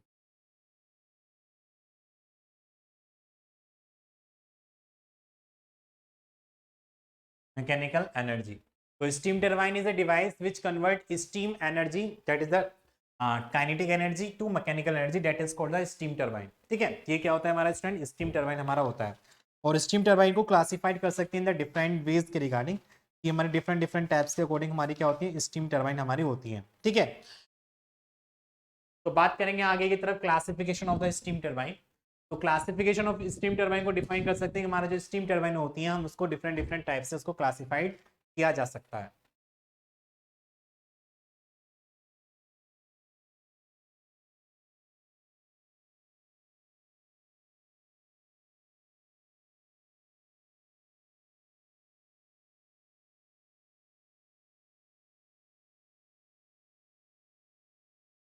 okay तो बात करेंगे यहाँ पे student according to mode of steam action, कि according to the mode of steam action मतलब हमारा जो स्टीम है हमारी टरबाइन के एंटर पर किस तरीके से उसका मोड होता है, तो उसके अकॉर्डिंग हमारी जो टरबाइन होती है, दो टाइप्स की हमारी टरबाइन होती है। First is the impulse turbine and second is the reaction turbine. तो बात करेंगे यहाँ पे स्टूडेंट इंपल्स टरबाइन के बारे में। तो impulse turbine are those turbine where at the inlet energy in the term of the kinetic energy, that is called the impulse turbine. मतलब इंपल्स टरबाइन वो टरबाइन होती है जिसके इनलेट पर स्टीम एनर्जी जो होती है वो एक तरीके से काइनेटिक एनर्जी के अकॉर्डिंग वहां पे एडनेट करती है। या फिर कह सकते हैं कि टरबाइन के इनलेट पर अगर काइनेटिक एनर्जी होती है तो इस टाइप की टरबाइन को इंपल्स टरबाइन यहाँ पर बोला जाता है। ठीक है, रिएक्शन टरबाइन की बात करेंगे तो reaction turbine are those turbine which has the inlet energy in the term of the kinetic energy as well as the press energy, जिसके इनलेट पर काइनेटिक एनर्जी और साथ के साथ प्रेशर एनर्जी होती है। इस टाइप की जो टरबाइन होती है उनको रिएक्शन टरबाइन के नाम से जाना जाता है। ठीक है, तो इंपल्स टरबाइन क्या होता है, रिएक्शन टरबाइन क्या होता है, बेसिकली आप सब लोग इसके बारे में जानते हैं। बात करेंगे according to direction of the steam flow, मतलब हमारा जो स्टीम फ्लो हो रहा है उसके अकॉर्डिंग डायरेक्शन के अकॉर्डिंग वो कितने टाइप से हमारी होती है। एक्सियल फ्लो टरबाइन और रेडियल फ्लो टरबाइन की बात करेंगे। एक्सियल फ्लो टरबाइन वो टरबाइन होती है जिसमें हमारा जो स्टीम होता है वो हमारे रनर के एक्सिस के पैरेलल अगर हमारा फ्लो करता है तो हमारा क्या होता है, वो एक्सियल फ्लो टरबाइन होता है। मतलब रनर का जो एक्सिस होता है उसके एक्सिस के पैरेलल अगर हमारा वहां पे स्टीम फ्लो करती है तो इस टाइप की टरबाइन को एक्सियल फ्लो टरबाइन यहाँ पे बोला जाता है। बात करेंगे रेडियल फ्लो टरबाइन के बारे में। तो रेडियल फ्लो टरबाइन में हमारा जो स्टीम एंटर करता है हमारा टरबाइन, तो टरबाइन का जो एक्सिस होगा या रनर का जो एक्सिस होगा उसके अकॉर्डिंग हमारा जो स्टीम फ्लो कर रही है वो उसके अकॉर्डिंग कैसी होगी, परपेंडिकुलर डायरेक्शन में अगर फ्लो करती है। ठीक है, या फिर कह सकते हैं कि हमारी जो स्टीम होती है वो रेडियली डायरेक्शन में फ्लो करती है, तो इस टाइप की टरबाइन को रेडियली फ्लो टरबाइन यहाँ पे बोला जाता है। एक टरबाइन और होती है जिसको हम कहते हैं टेंजेंशियल फ्लो टरबाइन। तो टेंजेंशियल फ्लो टरबाइन में हमारा जो स्टीम एंटर करता है हमारा ब्लेड्स पर तो वो एक तरीके से टेंजेंटली एक एंगल बनाता है। ठीक है, टेंजेंटली क्या करते हैं हमारा ब्लेड पर स्ट्राइक कराता है, तो इसलिए उस टरबाइन को क्या बोलते हैं, टेंजेंशियली टरबाइन बोलता है, टेंजेंशियल स्टीम टरबाइन के नाम से उसको जानते हैं। ठीक है, according to exhaust condition of steam, जब हमारा स्टीम एग्जिट करती है तो उसके अकॉर्डिंग हमारा जो टरबाइन होती है दो टाइप्स की हमारी होती हैं, कंडेंसिंग टाइप टरबाइन और हमारा नॉन कंडेंसिंग टाइप टरबाइन। ठीक है, तो आप बात करेंगे according to the number of stages, that is a single stage turbine, that is the multi stage turbine. तो हम बात कर सकते हैं कि हमारी जो टरबाइंस होती हैं वो हमारी डिफरेंट डिफरेंट टाइप की हमारी होती हैं इन the term of the stages. तो स्टेजेस में क्या होता है, हमारी जो ब्लेड्स होती है वो हमारी डिफरेंट डिफरेंट टाइप में होती है। तो मूविंग ब्लेड्स भी होती है, हमारी फिक्स ब्लेड भी होती हैं। ठीक है, उनके बीच में हमारी नोजल भी लगे होती है। तो हमारे नंबर ऑफ स्टेजेस के अकॉर्डिंग हमारी जो टरबाइन होती है वो हमारे दो टाइप्स की हमारी होती है, एक सिंगल स्टेज टरबाइन होती है, हमारी मल्टी स्टेज टरबाइन होती है। ठीक है, सिंगल स्टेज टरबाइन में क्या होता है, हमारा नंबर ऑफ द नोजल्स हमारे एक लाइन में होते हैं, दूसरी लाइन में हमारे नंबर ऑफ द ब्लेड्स हमारे होती हैं। अगर बात करेंगे मल्टी स्टेज टरबाइन में, तो मल्टी स्टेज टरबाइन में number of nozzles, number of blades, number of nozzle, number of blades, तो डिफरेंट डिफरेंट टाइप के वहां पे क्या लगे होते हैं, नोजल और ब्लेड्स का अरेंजमेंट हमारा वहां पर होता है। ठीक है, according to the pressure of the steam, मतलब हमारा जो टरबाइन है, टरबाइन के इनलेट पर जो भी हमारा स्टीम एंटर कर रही है वो अकॉर्डिंग टू द प्रेशर के अकॉर्डिंग हमारी डिफरेंट डिफरेंट टाइप की हमारी टरबाइन होती है। ठीक है, एक लो प्रेशर टरबाइन होती है, एक हमारा मीडियम प्रेशर टरबाइन होती है, एक हमारी हाई प्रेशर टरबाइन होती है। तो जिस टरबाइन के इनलेट पर प्रेशर की जो वैल्यू होती है वो लगभग लगभग 10 से मतलब हमारे जो प्रेशर की वैल्यू होती है वो 1.2 बार के आसपास की हमारी होती है, या फिर कह सकते हैं 1.2 बार से लेकर 2 बार तक का हमारा प्रेशर होता है। तो उस प्रकार की या फिर उस टाइप की जो टरबाइन होती है हम उसको क्या बोलते हैं, लो प्रेशर टरबाइन के नाम से जानते हैं। बात करेंगे मीडियम प्रेशर टरबाइन के बारे में। तो मीडियम प्रेशर टरबाइन में टरबाइन के इनलेट पर जो हमारी स्टीम एनर्जी होती है, स्टीम जो होती है उसका जो प्रेशर होता है वो लगभग लगभग हमारा 14 बार के आसपास तक होता है। तो उस टाइप की टरबाइन को मीडियम प्रेशर टरबाइन या फिर कह सकते हैं मीडियम प्रेशर टरबाइन के नाम से उसको जानेंगे। हाई प्रेशर टरबाइन में क्या होता है, हाई प्रेशर टरबाइन में हमारे टरबाइन के इनलेट पर जो हमारी स्टीम होती है उसका प्रेशर जो होता है वो अबव होता है 40 बार से, तो इस टाइप की टरबाइन को क्या बोलेंगे, हाई प्रेशर टरबाइन के नाम से उसको जानेंगे। तो these are the classification of the steam turbine. तो स्टीम टरबाइन में क्या होता है कि स्टीम टरबाइन में टरबाइन के इनलेट पर क्या होती है, हमारी स्टीम पावर होती है, फिर कह सकते हैं स्टीम एनर्जी होती है, ठीक है। और वो स्टीम एनर्जी जो होती है वो हमारी कन्वर्ट होती है मैकेनिकल एनर्जी में, कौन करता है, हमारा टरबाइन करता है। तो इसलिए हम उसको क्या कहते हैं, स्टीम टरबाइन उसको बोला जाता है। और स्टीम टरबाइन हमारे डिफरेंट डिफरेंट टाइप की होती है, जैसे कि मैंने आपको यहाँ पर डिस्क्राइब करके बताया। अब बात करेंगे maximum efficiency of an impulse turbine, कि हमारे यहाँ पे जो इंपल्स टरबाइन होती है, इंपल्स टरबाइन मैंने आपको बताया था, इंपल्स टरबाइन एक तरीके से हमारी पैल्टन टरबाइन होती है, जिसमें हम बात कर सकते हैं इंपल्स टरबाइन में जिसके इनलेट पर काइनेटिक एनर्जी होती है, तो हमारी क्या कहलाती है, इंपल्स टरबाइन कहलाती है। तो इंपल्स टरबाइन के अकॉर्डिंग हम बात करेंगे यहाँ पर maximum efficiency of the impulse turbine. Impulse turbine के रिगार्डिंग हमारी जो इफिशिएंसी होगी, मैक्सिमम इफिशिएंसी, उसका फॉर्मूला क्या होगा। तो बेसिकली आप सब लोग जानते हैं, हमारा कोई भी मान लीजिए इस तरीके से हमारा कोई रनर है और यहाँ पे हमारे बकेट्स हमारे लगे होते हैं और यहाँ पे हमारा नोजल लगा होता है, और यहाँ पे नोजल क्या करता है, जेट इससे स्ट्राइक करता है, जिसके अकॉर्डिंग हमारा ये रनर व्हील करता है। तो यहाँ पे जो जेट होता है या हमारा स्टीम होता है वो हमारा टेंजेंटली क्या करता है, स्ट्राइक कराता है, इसलिए उसको टेंजेंशियल फ्लो टरबाइन के नाम से भी इसको जानते हैं। तो इंपल्स टरबाइन के नाम से भी जानते हो, साथ के साथ इसको पैल्टन टरबाइन के नाम से भी यहाँ पर इसको जाना जाता है। दिस इज द बकेट्स, ये हमारी क्या है, हमारी बकेट है, ठीक है। या इसको ब्लेड भी हम इसको यहाँ पर बोल सकते हैं, क्या बोल सकते हैं, ब्लेड इसको यहाँ पर बोल सकते हैं। तो जैसे कि आप लोग यहाँ पर देख पा रहे हैं, यहाँ पे हमारा एक वेलोसिटी ट्रायंगल डायग्राम आपको यहाँ पर दिख पा रहा है। अगर मैं बात करूंगा यू के बारे में, where U is the velocity of blade,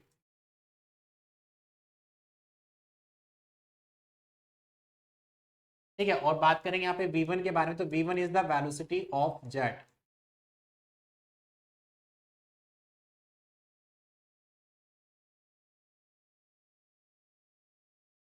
eight inlet. और V2 जो होगा हमारी वेलोसिटी ऑफ जेट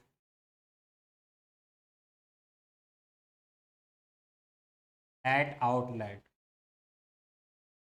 ठीक है। अगर मैं बात करूंगा यहाँ पर अल्फा की, तो अल्फा, जब फिर हम बात करेंगे यहाँ पर स्टूडेंट की आर की, VR1 is the relative velocity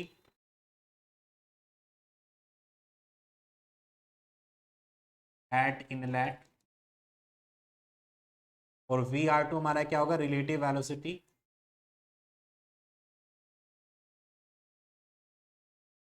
at outlet, eight outlet, ठीक है।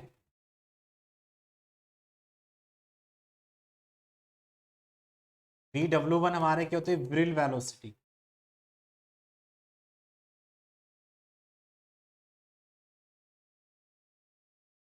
Eight inlet.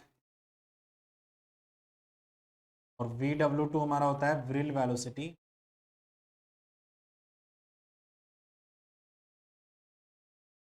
एट आउटलेट, ठीक है। और साथ के साथ बात कर सकते हैं BF1 that is the low velocity, और VF2 हमारा eight inlet eight outlet. Alpha हमारा क्या होता है, जेट एंगल इसको बोल सकते हैं, जेट एंगल। और यहाँ पे थीटा जो होता है हमारा, थीटा हम बात कर सकते हैं ब्लेड एंगल होता है।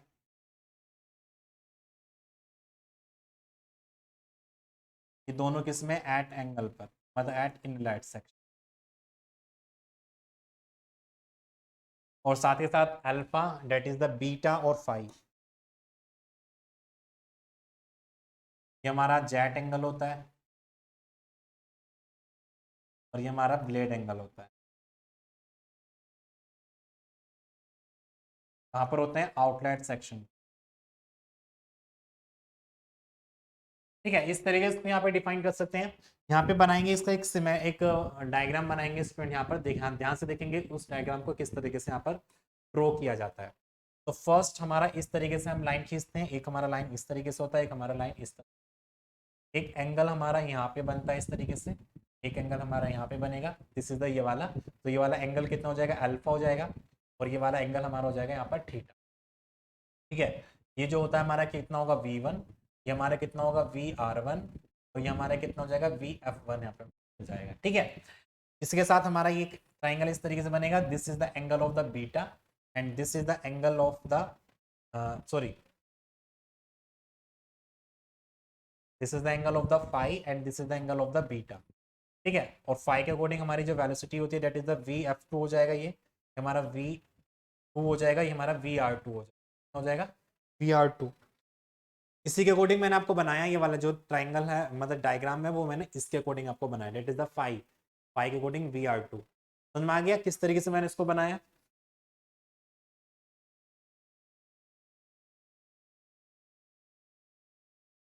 ठीक है, तो यहाँ पे इसकी जो डिस्टेंस होती है that is the V W one. तो यहाँ से, ठीक है, यहाँ से और यहाँ तक के बीच का डिस्टेंस हमारा व्हील की वेलोसिटी होती है, मतलब ब्लेड की वेलोसिटी होती है, दैट इज द यू। इसको हम किससे डिनोट करते हैं? यू से डिनोट करते हैं। तो इसको आप थोड़ा सा इससे मिला लेना, इसको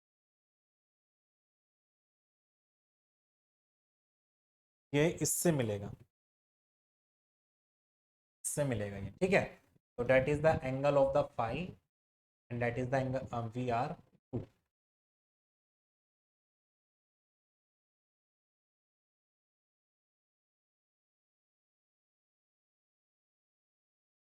ठीक है, यहाँ से यहाँ तक की डिस्टेंस हमारी कितनी होती है? यू होती है। और बेसिकली हमारा यहाँ से यहाँ तक की डिस्टेंस कितनी हो जाएगी? That is the V W one. ये कितना हो जाएगा? वी डब्ल्यू वन हो जाएगा। और यहाँ से यहाँ तक की डिस्टेंस हमारी होती है V W two. Total distance हमारी कितनी होती है? V W. यहाँ से यहाँ तक की डिस्टेंस कितनी होती है? वी डब्ल्यू हमारी होती है, ठीक है। तो इतना इस तरीके से इसके डायग्राम को यहाँ पे ड्रॉ करते हैं। ड्रॉ होने के अकॉर्डिंग यहाँ पे हमारा जो फॉर्मूला निकल के आता है फॉर मैक्सिमम इफिशियंसी का, तो फॉर मैक्सिमम इफिशियंसी हमारी आती है,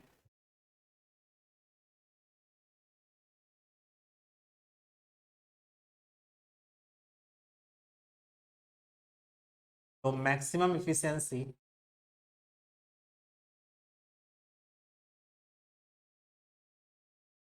ऑफ ब्लेड, तो कितना आएगा स्टूडेंट हमारा? Maximum efficiency of blade that will be equals to, value आती है हमारी cos square alpha upon two, bracket में हमारा आता है 1 प्लस के बी। कितना होता है? 1 प्लस के बी हमको यहाँ पर मिलता है वेयर, तो ये हमारा आता है maximum efficiency of the blade. Where अगर मैं बात करूँगा यहाँ पे स्टूडेंट, वेयर वेयर के जो होता है हमारा वो होता है हमारा ब्लेड वेलोसिटी कोफिशिएंट,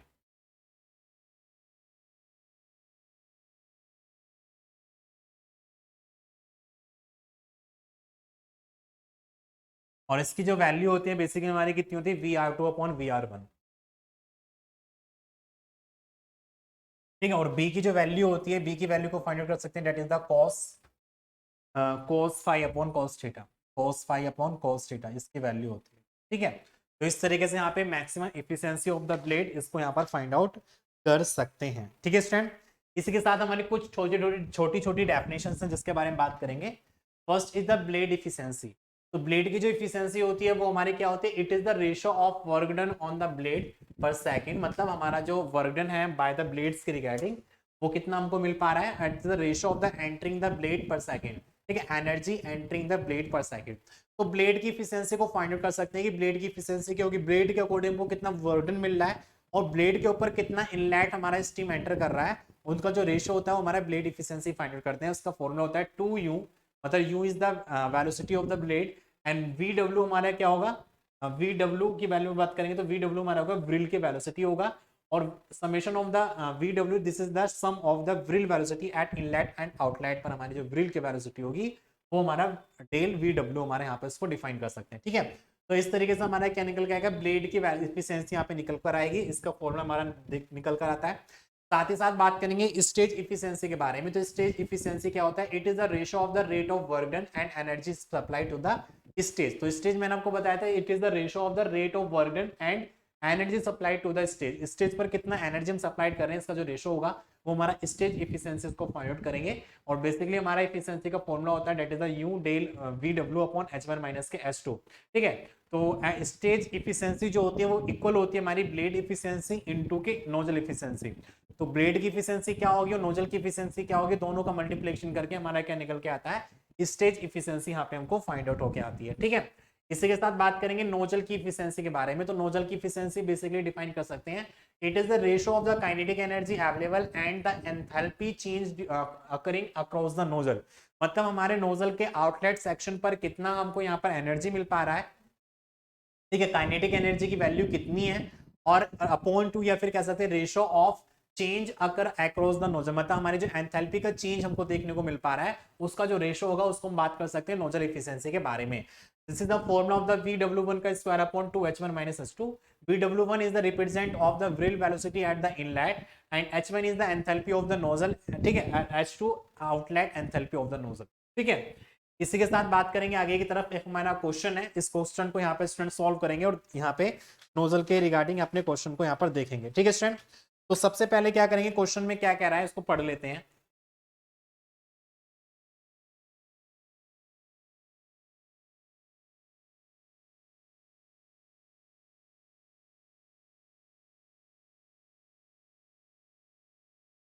ठीक है, क्वेश्चन में कह रहा है कि the mean diameter of the blade of an impulse turbine, यहाँ पे इंपल्स टरबाइन आपको दी हुई है क्वेश्चन में, उसके diameter, the mean diameter of the blade, blade का जो मीन डायमीटर है वो उसकी वैल्यू दे रखी है आपको यहाँ पर। Blade of an impulse turbine with a single row wheel is 105 centimetre. तो डायमीटर दे रखा है हमको यहाँ पर 105 centimetre and speed is 3000 RPM, ठीक है, 1000 आरपीएम दे रखा है। नोजल का एंगल दे रखा है 18 डिग्री और ब्लेड की स्पीड रेशो दे रखा है 0.42, blade speed ratio that is the 0.42। Blade speed ratio हमारा होता है, रो से इसको डिफाइन करते हैं, ठीक है। एंड ब्लेड वेलोसिटी कोफिशिएंट हमको दे रखा है 0.84, ब्लेड वेलोसिटी कोफिशिएंट कितना दे रखा है 0.84 दे रखा है। The outlet angle of the blade, जो आउटलेट एंगल है ब्लेड का, ठीक है, ब्लेड एंगल फाइंड आउट करते हैं, इनलेट का थीटा और आउटलेट का कितना हो जाएगा 5 हो जाएगा, ठीक है। तो outlet angle of the blade is to be made 3 degree small than the inlet angle. तो यहाँ पे बात कर सकते हैं कि हमारा जो इनलेट एंगल होगा, मतलब थीटा की जो वैल्यू होगी वो थीटा में से माइनस करेंगे 3 को, तो यहाँ पे 5 की वैल्यू हमको मिल जाएगी, ठीक है। The steam flow rate is 8 kg per second, मास दे रखा है स्टीम का 8 kg per second. Draw the velocity diagram and find power develop, कितना पावर को डेवलप कर रहा है वो हमको फाइंड आउट करना है। तो वेलोसिटी डायग्राम हमको बनाना है, रिजल्टेंट थ्रस्ट हमको फाइंड आउट करना है, डायग्राम एफिशिएंसी हमको यहाँ पर बात करनी है, फिर कह सकते हैं यहाँ पर ब्लेड की एफिशिएंसी और इसकी एफिशिएंसी को फाइंड आउट करना है। तो सबसे पहले क्या करेंगे यहाँ पे स्टूडेंट क्वेश्चन के रिगार्डिंग, इसमें देख पाएंगे सबसे पहले अपने वेलोसिटी ट्राइंगल डायग्राम को यहाँ पर ड्रॉ करेंगे। तो ड्रॉ करने का फंडा देखो आपको याद रखना है किस तरीके से मैंने आपको बताया था, ठीक है। यहाँ पे इस तरीके से इसको यहाँ पर फाइंड आउट करेंगे।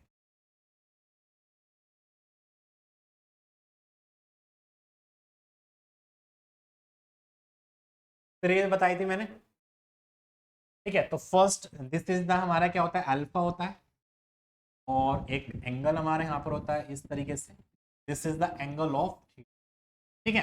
ये हमारा जेट का इनलेट एंगल होगा, ये हमारा ब्लेड का इनलेट एंगल होगा, और यहाँ पे वेलोसिटी होती है that is the v1, that is the vr2, vr1 और डेट इज द vf1, ठीक है। ये सब आप सब लोग जानते हैं। इसके साथ साथ बात करेंगे एग्जिट पॉइंट पर, this is the angle of, कितना होता है हमारा phi, and this is the angle of beta,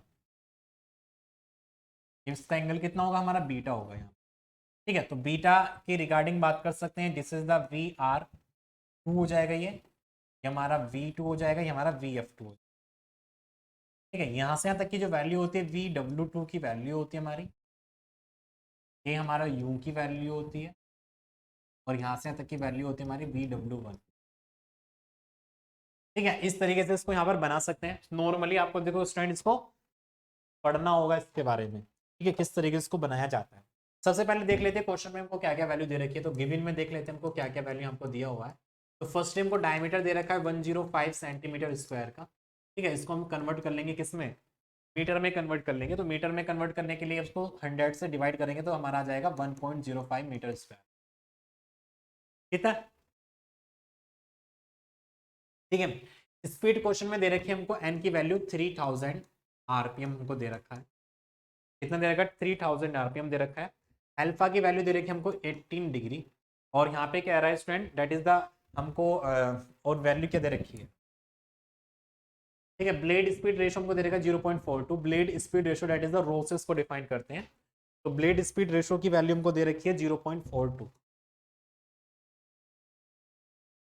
0.42 हमको यहाँ पर दिया हुआ है। और फिर क्वेश्चन में कह रहा है कि एंड ब्लेड वेलोसिटी 3 मतलब ये हो गया। तो यहाँ पे मैं इसको लिख सकता हूँ फाई की वैल्यू जो है थीटा माइनस 3 डिग्री है।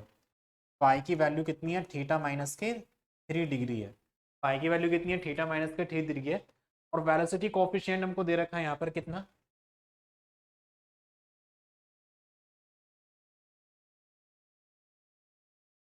वेलोसिटी कोफिशिएंट बेसिकली हमारा क्या होता है, VR2/VR1 होता है।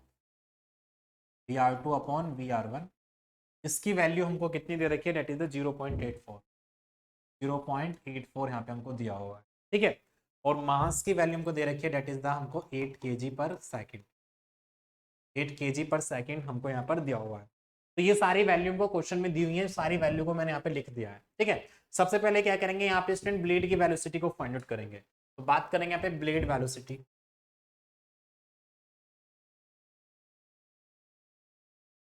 तो ब्लेड की वेलोसिटी बेसिकली हमारी यूं होते है, यूं बराबर कितना होता है, पाई डी एन अपॉन 60। पाई डी एन अपॉन 60 हमारा होता है। तो यहाँ पे क्या करेंगे, इसकी वैल्यू को पुटअप करेंगे 3.14 into D 1.05 into 3000 upon 60।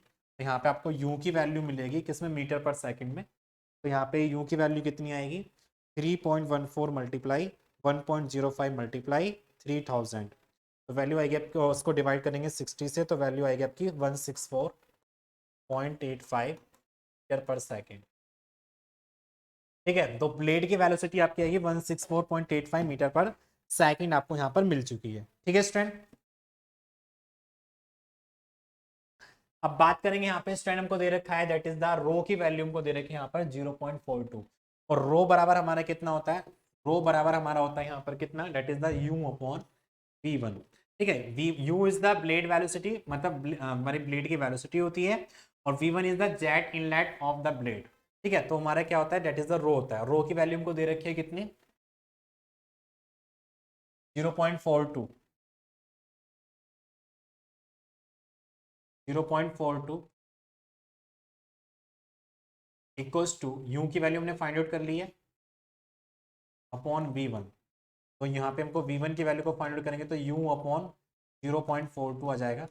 U की वैल्यू है 164.85 अपॉन 0.42। यहाँ पे V1 की वैल्यू आपको मिल जाएगी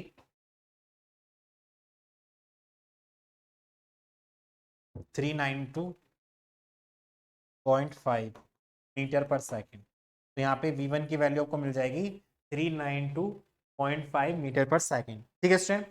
अब यहाँ पे क्या करेंगे आगे की तरफ, इसमें अब सारे जितने भी यहाँ पे हमको वैल्यू दे रखी है ना ये वाली, इन सब की वैल्यू को फाइंड आउट करेंगे। मतलब यहाँ पे हमको अल्फा की वैल्यू कितनी होगी, बीटा की वैल्यू कितनी होगी, phi theta V1 VR2 VR1 VF1 VR2 V2 VF2, ठीक है, VW2 VW1 यू की वैल्यू। तो इन सब की वैल्यू को फाइंड आउट करेंगे। तो फाइंड आउट करने के लिए सबसे पहले देखेंगे यहाँ पर स्टूडेंट, ये वाला एंगल देखेंगे फाई वाला, मतलब यहाँ पर देखेंगे अल्फा एंगल देखेंगे, क्योंकि अल्फा की वैल्यू हमको दे रखी है। क्वेश्चन में किसकी वैल्यू दे रखी है, अल्फा की वैल्यू दे रखी है, ठीक है। तो अल्फा की वैल्यू को फाइंड आउट करेंगे तो कितना वैल्यू आएगा यहाँ पर देखेंगे। तो cos अल्फा हमारा कितना हो जाएगा 9। तो ध्यान से देखेंगे स्टूडेंट, यहाँ पर थोड़ा ध्यान देने वाला टॉपिक है यहाँ पर। तो बात करेंगे cos थीटा। तो cos थीटा बराबर कितना होता है, बेस अपॉन परपेंडिकुलर। तो cos थीटा हमारा हो जाएगा, इसको मान लेते हैं यहाँ पर कुछ वैल्यू मान लेते हैं इसके अकॉर्डिंग। तो मैं इसको यहाँ पर कोई p मान लेते हैं, that is the p R S, मैंने यहाँ पर मान लिया, ठीक है। तो cos थीटा बराबर कितना हो जाएगा हमारा, आर एस अपॉन के वी आर वन, ठीक है। तो वी आर वन की वैल्यू को नहीं, वी आर वन की वैल्यू पता है हमको कितनी आई है, नहीं पता है, वी आर वन की वैल्यू नहीं पता, वी1 की वैल्यू निकाली है। तो वी आर वन की वैल्यू को फाइंड आउट करना पड़ेगा। तो वी आर वन की वैल्यू कितनी आएगी,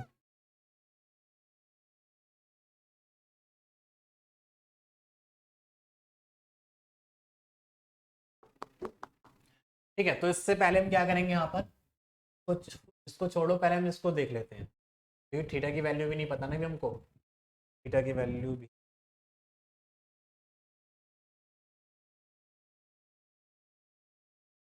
सबसे पहले इसके देख लेते हैं यहाँ पर, कोस अल्फा,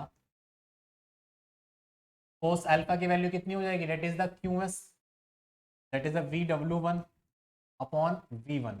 ठीक है, V W one upon V one, यहाँ से आता है कि डिस्टेंस कितनी हमारी वी डब्ल्यू वन है और ये वाली वी वन है। ठीक है, तो ये हो जाएगा हमारा V W one equals to V one cos alpha. तो वी वन की वैल्यू अभी तो हमारी निकल कर आई थी, वी वन की वैल्यू कितनी आई थी, वी वन की वैल्यू हमारी आई थी 392.5, 392.5, ये हो जाएगा हमारा 392.5 कॉस अल्फा की वैल्यू दे रखी है 18 डिग्री।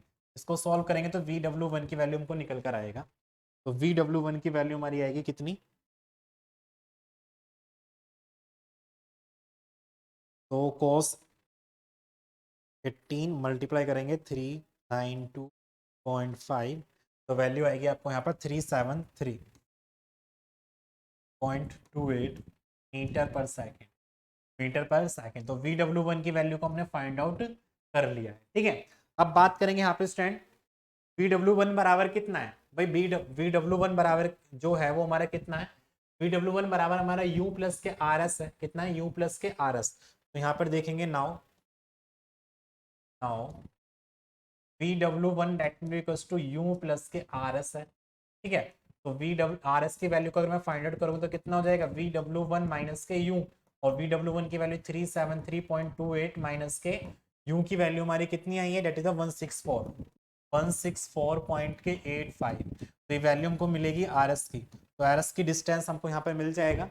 तो क्या करेंगे 373.28 माइनस 164.85, तो वैल्यू आपको मिल जाएगी 208.44 मीटर पर सेकंड। कितना हो जाएगा, मीटर पर सेकंड आपको यहाँ पर वैल्यू मिल जाएगी आर एस की। ठीक है, तो आर एस बराबर हमारा कितना हो जाएगा 208.44 आपको यहाँ पर वैल्यू मिल जाएगी। आप क्या करेंगे आगे की तरफ, अब इसके अकॉर्डिंग अपना थीटा की वैल्यू को फाइंड आउट कर सकते हैं। ठीक है, तो कॉस थीटा की वैल्यू तो ऑलरेडी हमको, कॉस थीटा की वैल्यू देखेंगे यहाँ पर,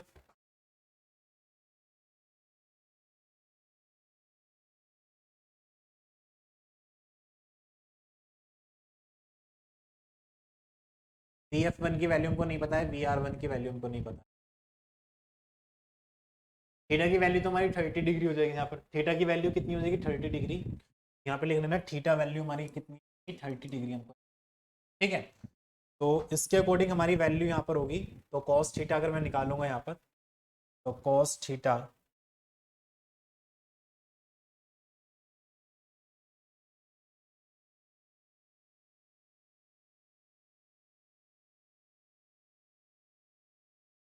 cos theta that will be equals to R S upon V R one होता है, R S upon V R one. कितना होगा स्टूडेंट हमारा, R S upon V R one हमारा होगा,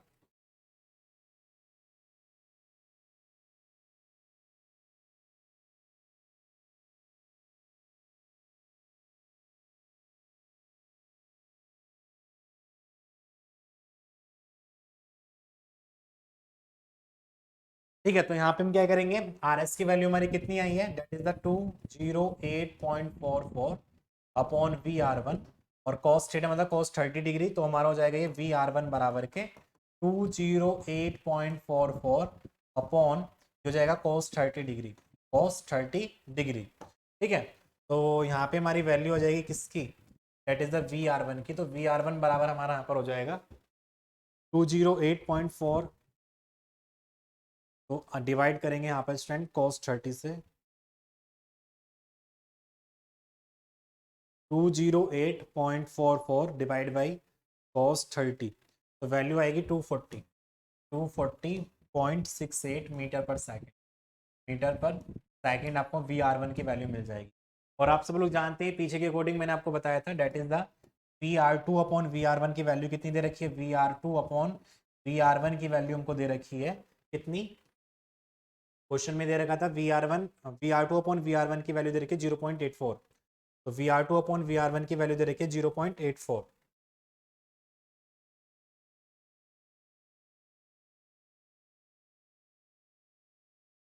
0.84। यहाँ से वी आर टू की वैल्यू को फाइंड आउट कर सकते हैं, तो 0.84 मल्टीप्लाई वी आर वन की वैल्यू 240.68 दे रखा है, तो वी आर टू बराबर हमारा हो जाएगा कितना, 240.68 मल्टीप्लाई 0.84, तो वैल्यू आएगी 202। 202.176 मीटर पर सेकेंड। तो यहाँ से VR1 VR2 ये सब वैल्यू हमको फाइंड आउट हो चुकी है। अब बात करेंगे यहाँ पर स्टूडेंट cos फाई के बारे में, ठीक है, किसके बारे में, cos फाई के बारे में। तो cos फाई की वैल्यू हमारी कितनी आएगी, साइड में यहाँ पे मैं निकाल देता हूँ cos फाई की वैल्यू।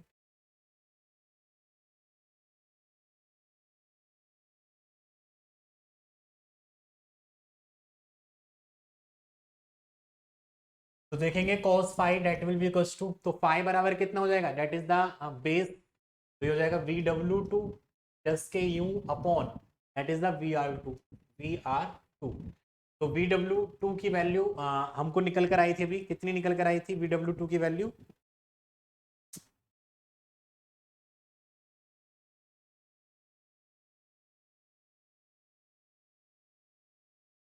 VW1 की वैल्यू निकल कर आई थी। हाँ, फाई की वैल्यू हमारी कितनी आई थी भाई, फाई की वैल्यू मैंने आपको बताया फाई बराबर कितना होगा, थीटा माइनस के 30 होगा, वो थीटा माइनस के 3 होगा, थीटा माइनस के 3 हो जाएगा हमारा 30 माइनस के 3 that will be equal to 27 degree, 27 degree. तो फाई की वैल्यू कितनी होगी, 27 डिग्री हो जाएगी। ठीक है, कितना हो जाएगा फाई की वैल्यू, 27 डिग्री हमारी हो जाएगी।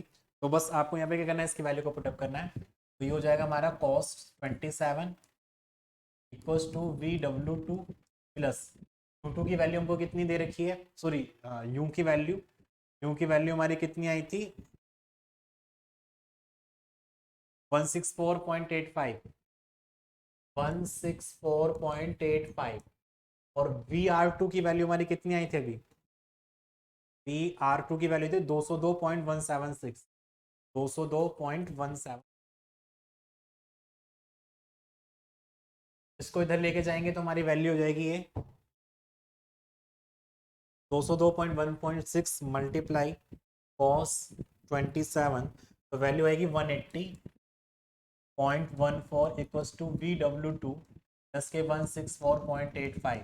तो यहाँ से हम बात कर सकते हैं VW2 की जो वैल्यू निकल कर आएगी, VW2 हो जाएगा माइनस करेंगे 164.85, तो वैल्यू आ जाएगी 15.29 मीटर पर सेकेंड, 9 मीटर पर सेकंड आपको यहाँ पर मिल जाएगा। ठीक है स्टूडेंट, तो VW2 की वैल्यू आपको निकल के आ गई है। तो यहाँ पे हम निकालेंगे VW की वैल्यू। तो VW बराबर हमारा क्या था, VW1 प्लस के VW2 हमारा था। ठीक है, VW1 प्लस के VW2। तो यहाँ पे VW की वैल्यू निकल कर आ जाएगी। तो VW1 हमारा कितना है 373.28 प्लस के 15.29। तो यहाँ से हम बात करेंगे VW की वैल्यू आ जाएगी आपकी, प्लस कर देंगे इसमें 373.28 को, तो वैल्यू आएगा 388.57 मीटर पर सेकेंड, मीटर पर सेकेंड आपको यहाँ पर वैल्यू मिल जाएगी। ठीक है स्टूडेंट, इसी के साथ बात करेंगे आगे तरफ। नाउ थीटा की वैल्यू को फाइंड आउट करेंगे। तो थीटा की वैल्यू को फाइंड आउट करने के लिए क्या होगा, थीटा बराबर साइन थीटा बराबर के साइन थीटा बराबर कितना हो जाएगा VF1 upon VR1, sine theta बराबर हो जाएगा VF1 अपॉन VR1। यहाँ पे हो जाएगा साइन थीटा बराबर के VF1 अपॉन VR1। ठीक है, तो साइन थीटा, थीटा की वैल्यू कितनी दे रखी है साइन 27 इक्वल्स टू VF1 की वैल्यू नहीं पता, तो VF1 अपॉन VR1 हो जाएगा। तो VF1 की वैल्यू को फाइंड आउट करने के लिए साइन 27 मल्टीप्लाई VR1, तो VR1 की वैल्यू कितनी दे रखी है, VR1 की वैल्यू आई है 240 इंटू 68, 240.68। यहाँ पे VF1 की वैल्यू आपको मिल जाएगी, कितनी वैल्यू आएगी आपकी 240.68 मल्टीप्लाई साइन 27, तो वैल्यू आपको मिल जाएगी 109.26 मीटर पर सेकेंड, 0.26 मीटर पर सेकेंड आपको यहाँ पे मिल जाएगा। ठीक है, इसी के साथ बात करेंगे tan फाई की वैल्यू को, फाई की वैल्यू को निकालेंगे। तो बात करेंगे tan फाई हो जाएगा हमारा यहाँ पर, देखो फाई की वैल्यू को फाइंड आउट करेंगे तो tan का हम यहाँ पे यूज करने वाले हैं। ये वाली फाई की वैल्यू को फाइंड आउट करेंगे तो tan के फाई मतलब tan की वैल्यू को फाइंड आउट करेंगे तो tan बराबर कितना होता है मतलब VF2 अपॉन VW2 प्लस के यू हो जाएगा, VW2 प्लस के यू। तो tan फाइव बराबर हो जाएगा हमारा VW2 प्लस के यू, पहले VF2 अपॉन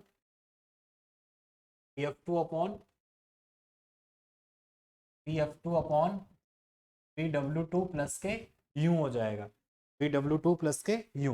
बस आपको क्या करना है, वैल्यू को पुटअप करना है। VF2 की वैल्यू हमारी कितनी है, VF2 की वैल्यू हमारी है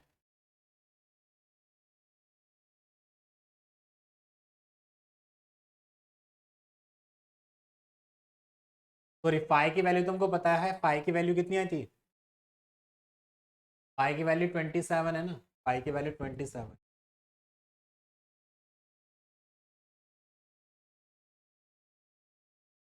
ये हो जाएगा 1027 इक्वल्स टू VF2 मुझको नहीं पता, VW2 की वैल्यू हमको पता है कितनी है, 388.57,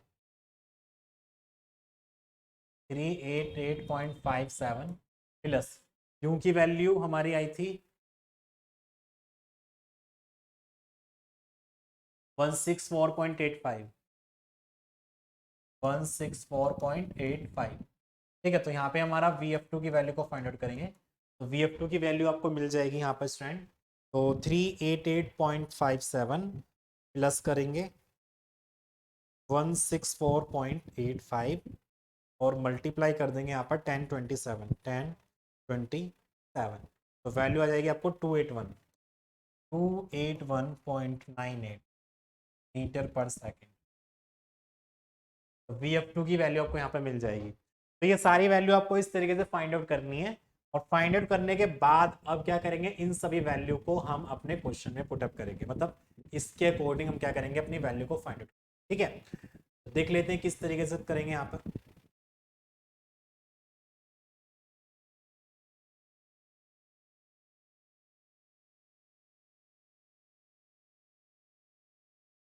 तो इधर ही साइड में मैं इसको कर लेता हूँ।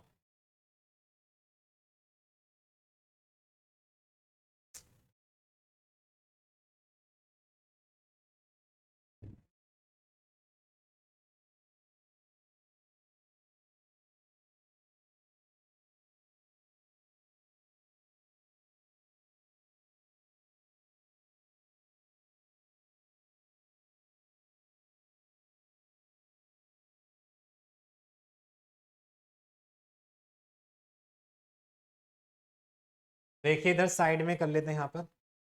तो सबसे पहले हम बात करेंगे यहाँ पे स्टूडेंट किसके बारे में, रिजल्टेंट थ्रस्ट के बारे में, कि रिजल्टेंट थ्रस्ट हमारा क्या निकल के आएगा। तो पहले हम बात करेंगे यहाँ पे स्टूडेंट किसके बारे में, टेंजेंशियल थ्रस्ट के बारे में, कि tangential thrust on the blade. तो बात करेंगे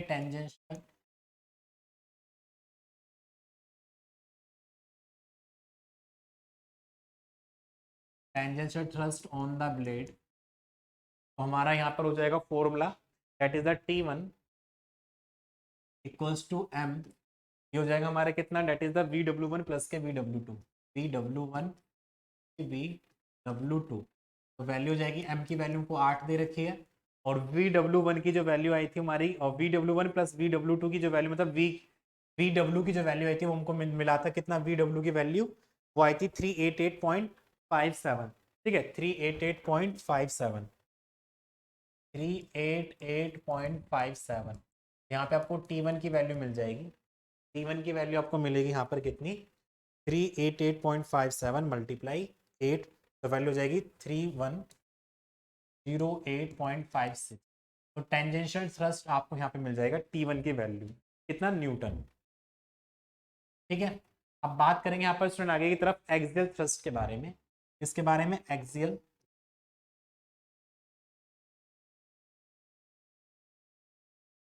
थ्रस्ट।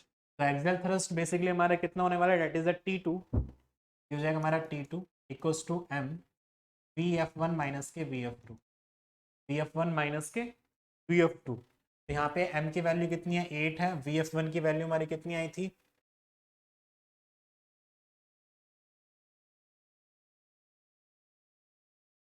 109.26,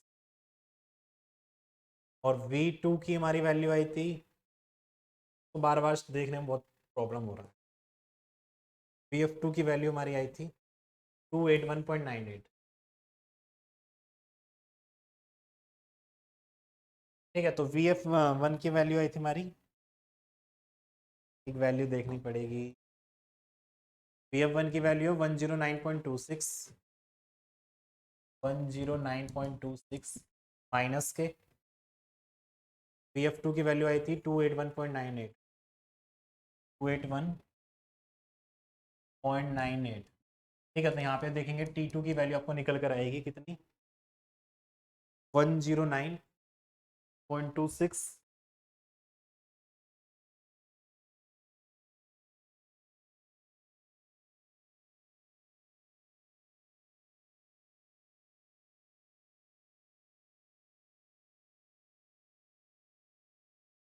वी एफ टू की वैल्यू कितनी आई है,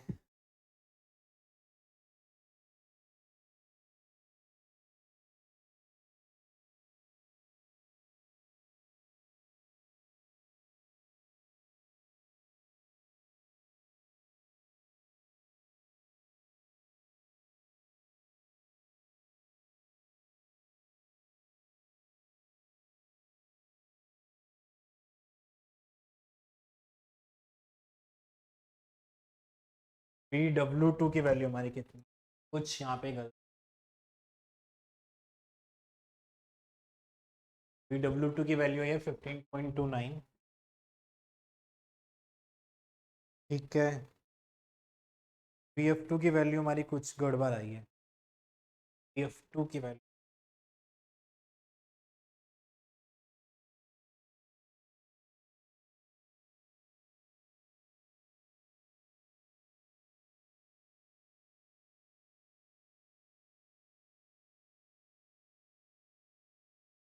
वी डब्ल्यू टू,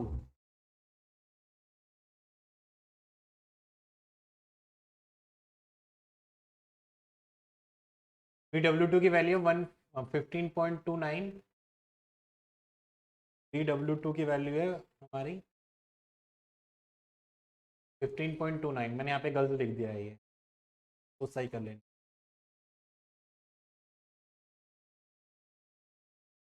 15.29 है, तो उसके अकॉर्डिंग हमारी वैल्यू आएगी 15.29 प्लस के 164.85, तो वैल्यू आएगी कि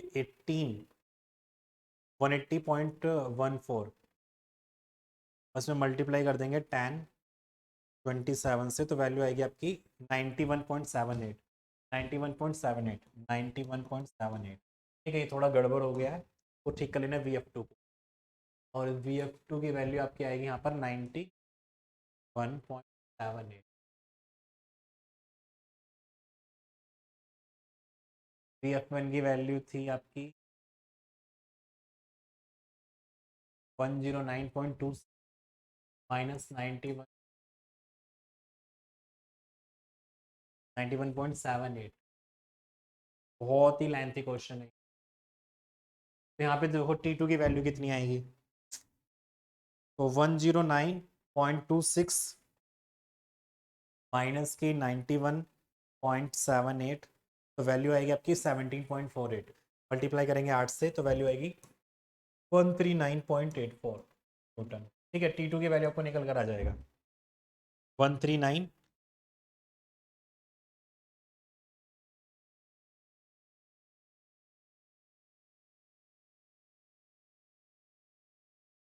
ठीक है। साथ ही साथ यहाँ पे अब बस आपको क्या करना है, अब रिजल्टेंट थ्रस्ट आपको निकालना है। तो लास्ट क्वेश्चन यहाँ पे जो हमको पूछ रहा है, resultant thrust, resultant thrust that is the R equals to, हमारे यहाँ पे फॉर्मूला होगा R equals to under root T one का स्क्वायर प्लस के टी टू का स्क्वायर, टी वन का स्क्वायर प्लस के टी टू का स्क्वायर। तो ये हो जाएगा हमारा टी वन का स्क्वायर कितना आया था, टी वन की वैल्यू हमारी आई थी 3108, 3108 का स्क्वायर, ये हो जाएगा हमारा 139.84 का स्क्वायर। ठीक है, इसको सॉल्व करके यहाँ पे आर की जो वैल्यू आएगी वो उसको लिख सकते हैं, कितनी आएगी, तो 3108 का स्क्वायर प्लस के 139.84 का स्क्वायर और अंडर रूट आंसर, तो वैल्यू आएगी 3111। ठीक है, तो उसको सोल्व कर लेना, कहीं पे अगर कैलकुलेशन में गड़बड़ हो तो उसको ठीक कर लेना प्लीज। ठीक है, 3111.14, ठीक है, तो ये हो जाएगा हमारा न्यूटन। इतना रिजल्ट हमारे यहाँ पे निकल कर आएगा। पावर डेवलप के बारे में बात करेंगे। पावर डेवलप,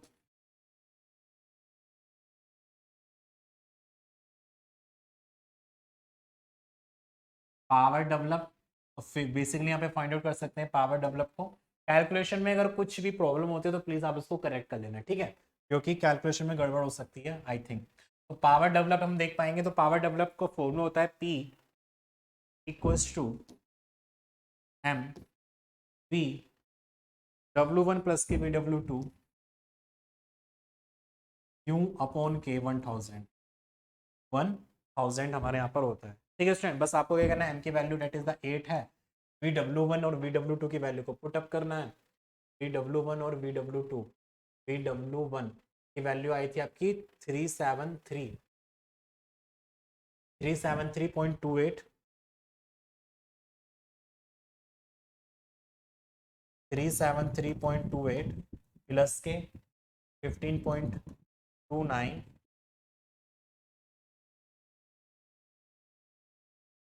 15.29 और यूं की वैल्यू आपको मिली थी 164 के आसपास थी। यूं की वैल्यू 164.85 अपॉन 1000। ठीक है, बस यहाँ पे आपको पी की वैल्यू को फाइंड आउट करना है और पी की वैल्यू आपको यहाँ पे मिल जाएगी, पी बराबर आपको यहाँ पे मिलेगा तो 373.28 प्लस के 15.29 और इक्वल मल्टीप्लाई 8 और मल्टीप्लाई 164.85 डिवाइड बाई 1000, तो वैल्यू आएगी 512.44। ठीक है, 512.44 किलोवाट, किलोवाट आपको यहाँ पे वैल्यू मिल जाएगी। आपको क्या निकालना है, इफिशियंसी निकालना है। तो इफिशियंसी की वैल्यू आपको क्या मिलेगी, that is the 2u VW upon V2। तो 2u VW1 upon 2u VW upon V1 का स्क्वायर, V1 का VW2, VW सो VW हमारा होता है 2u VW अपॉन V1 का स्क्वायर, ये हमारी इफिशियंसी होती है, पीछे मैंने आपको निकाला था। ठीक है, फॉर्मूला मैंने आपको लिखवाया था।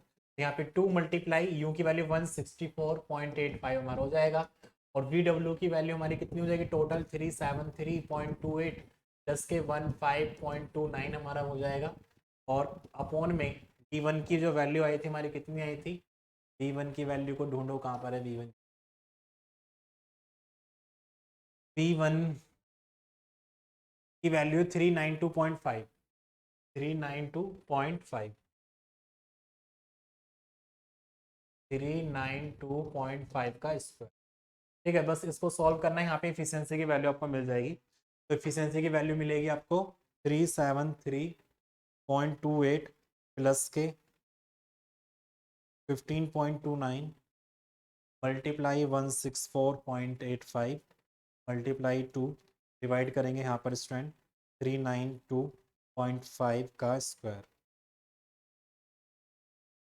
तो 0.83, 0.832 यहाँ पे हो जाएगा आपका, इफिशियंसी मिल जाएगी 83.2, 83.2% आपको यहाँ पे इफिशियंसी मिल जाएगी। ठीक है स्टूडेंट, इस तरीके से क्वेश्चन को सॉल्व कर सकते हैं, इस तरीके से यहाँ पे क्वेश्चन को सॉल्व किया जा सकता है।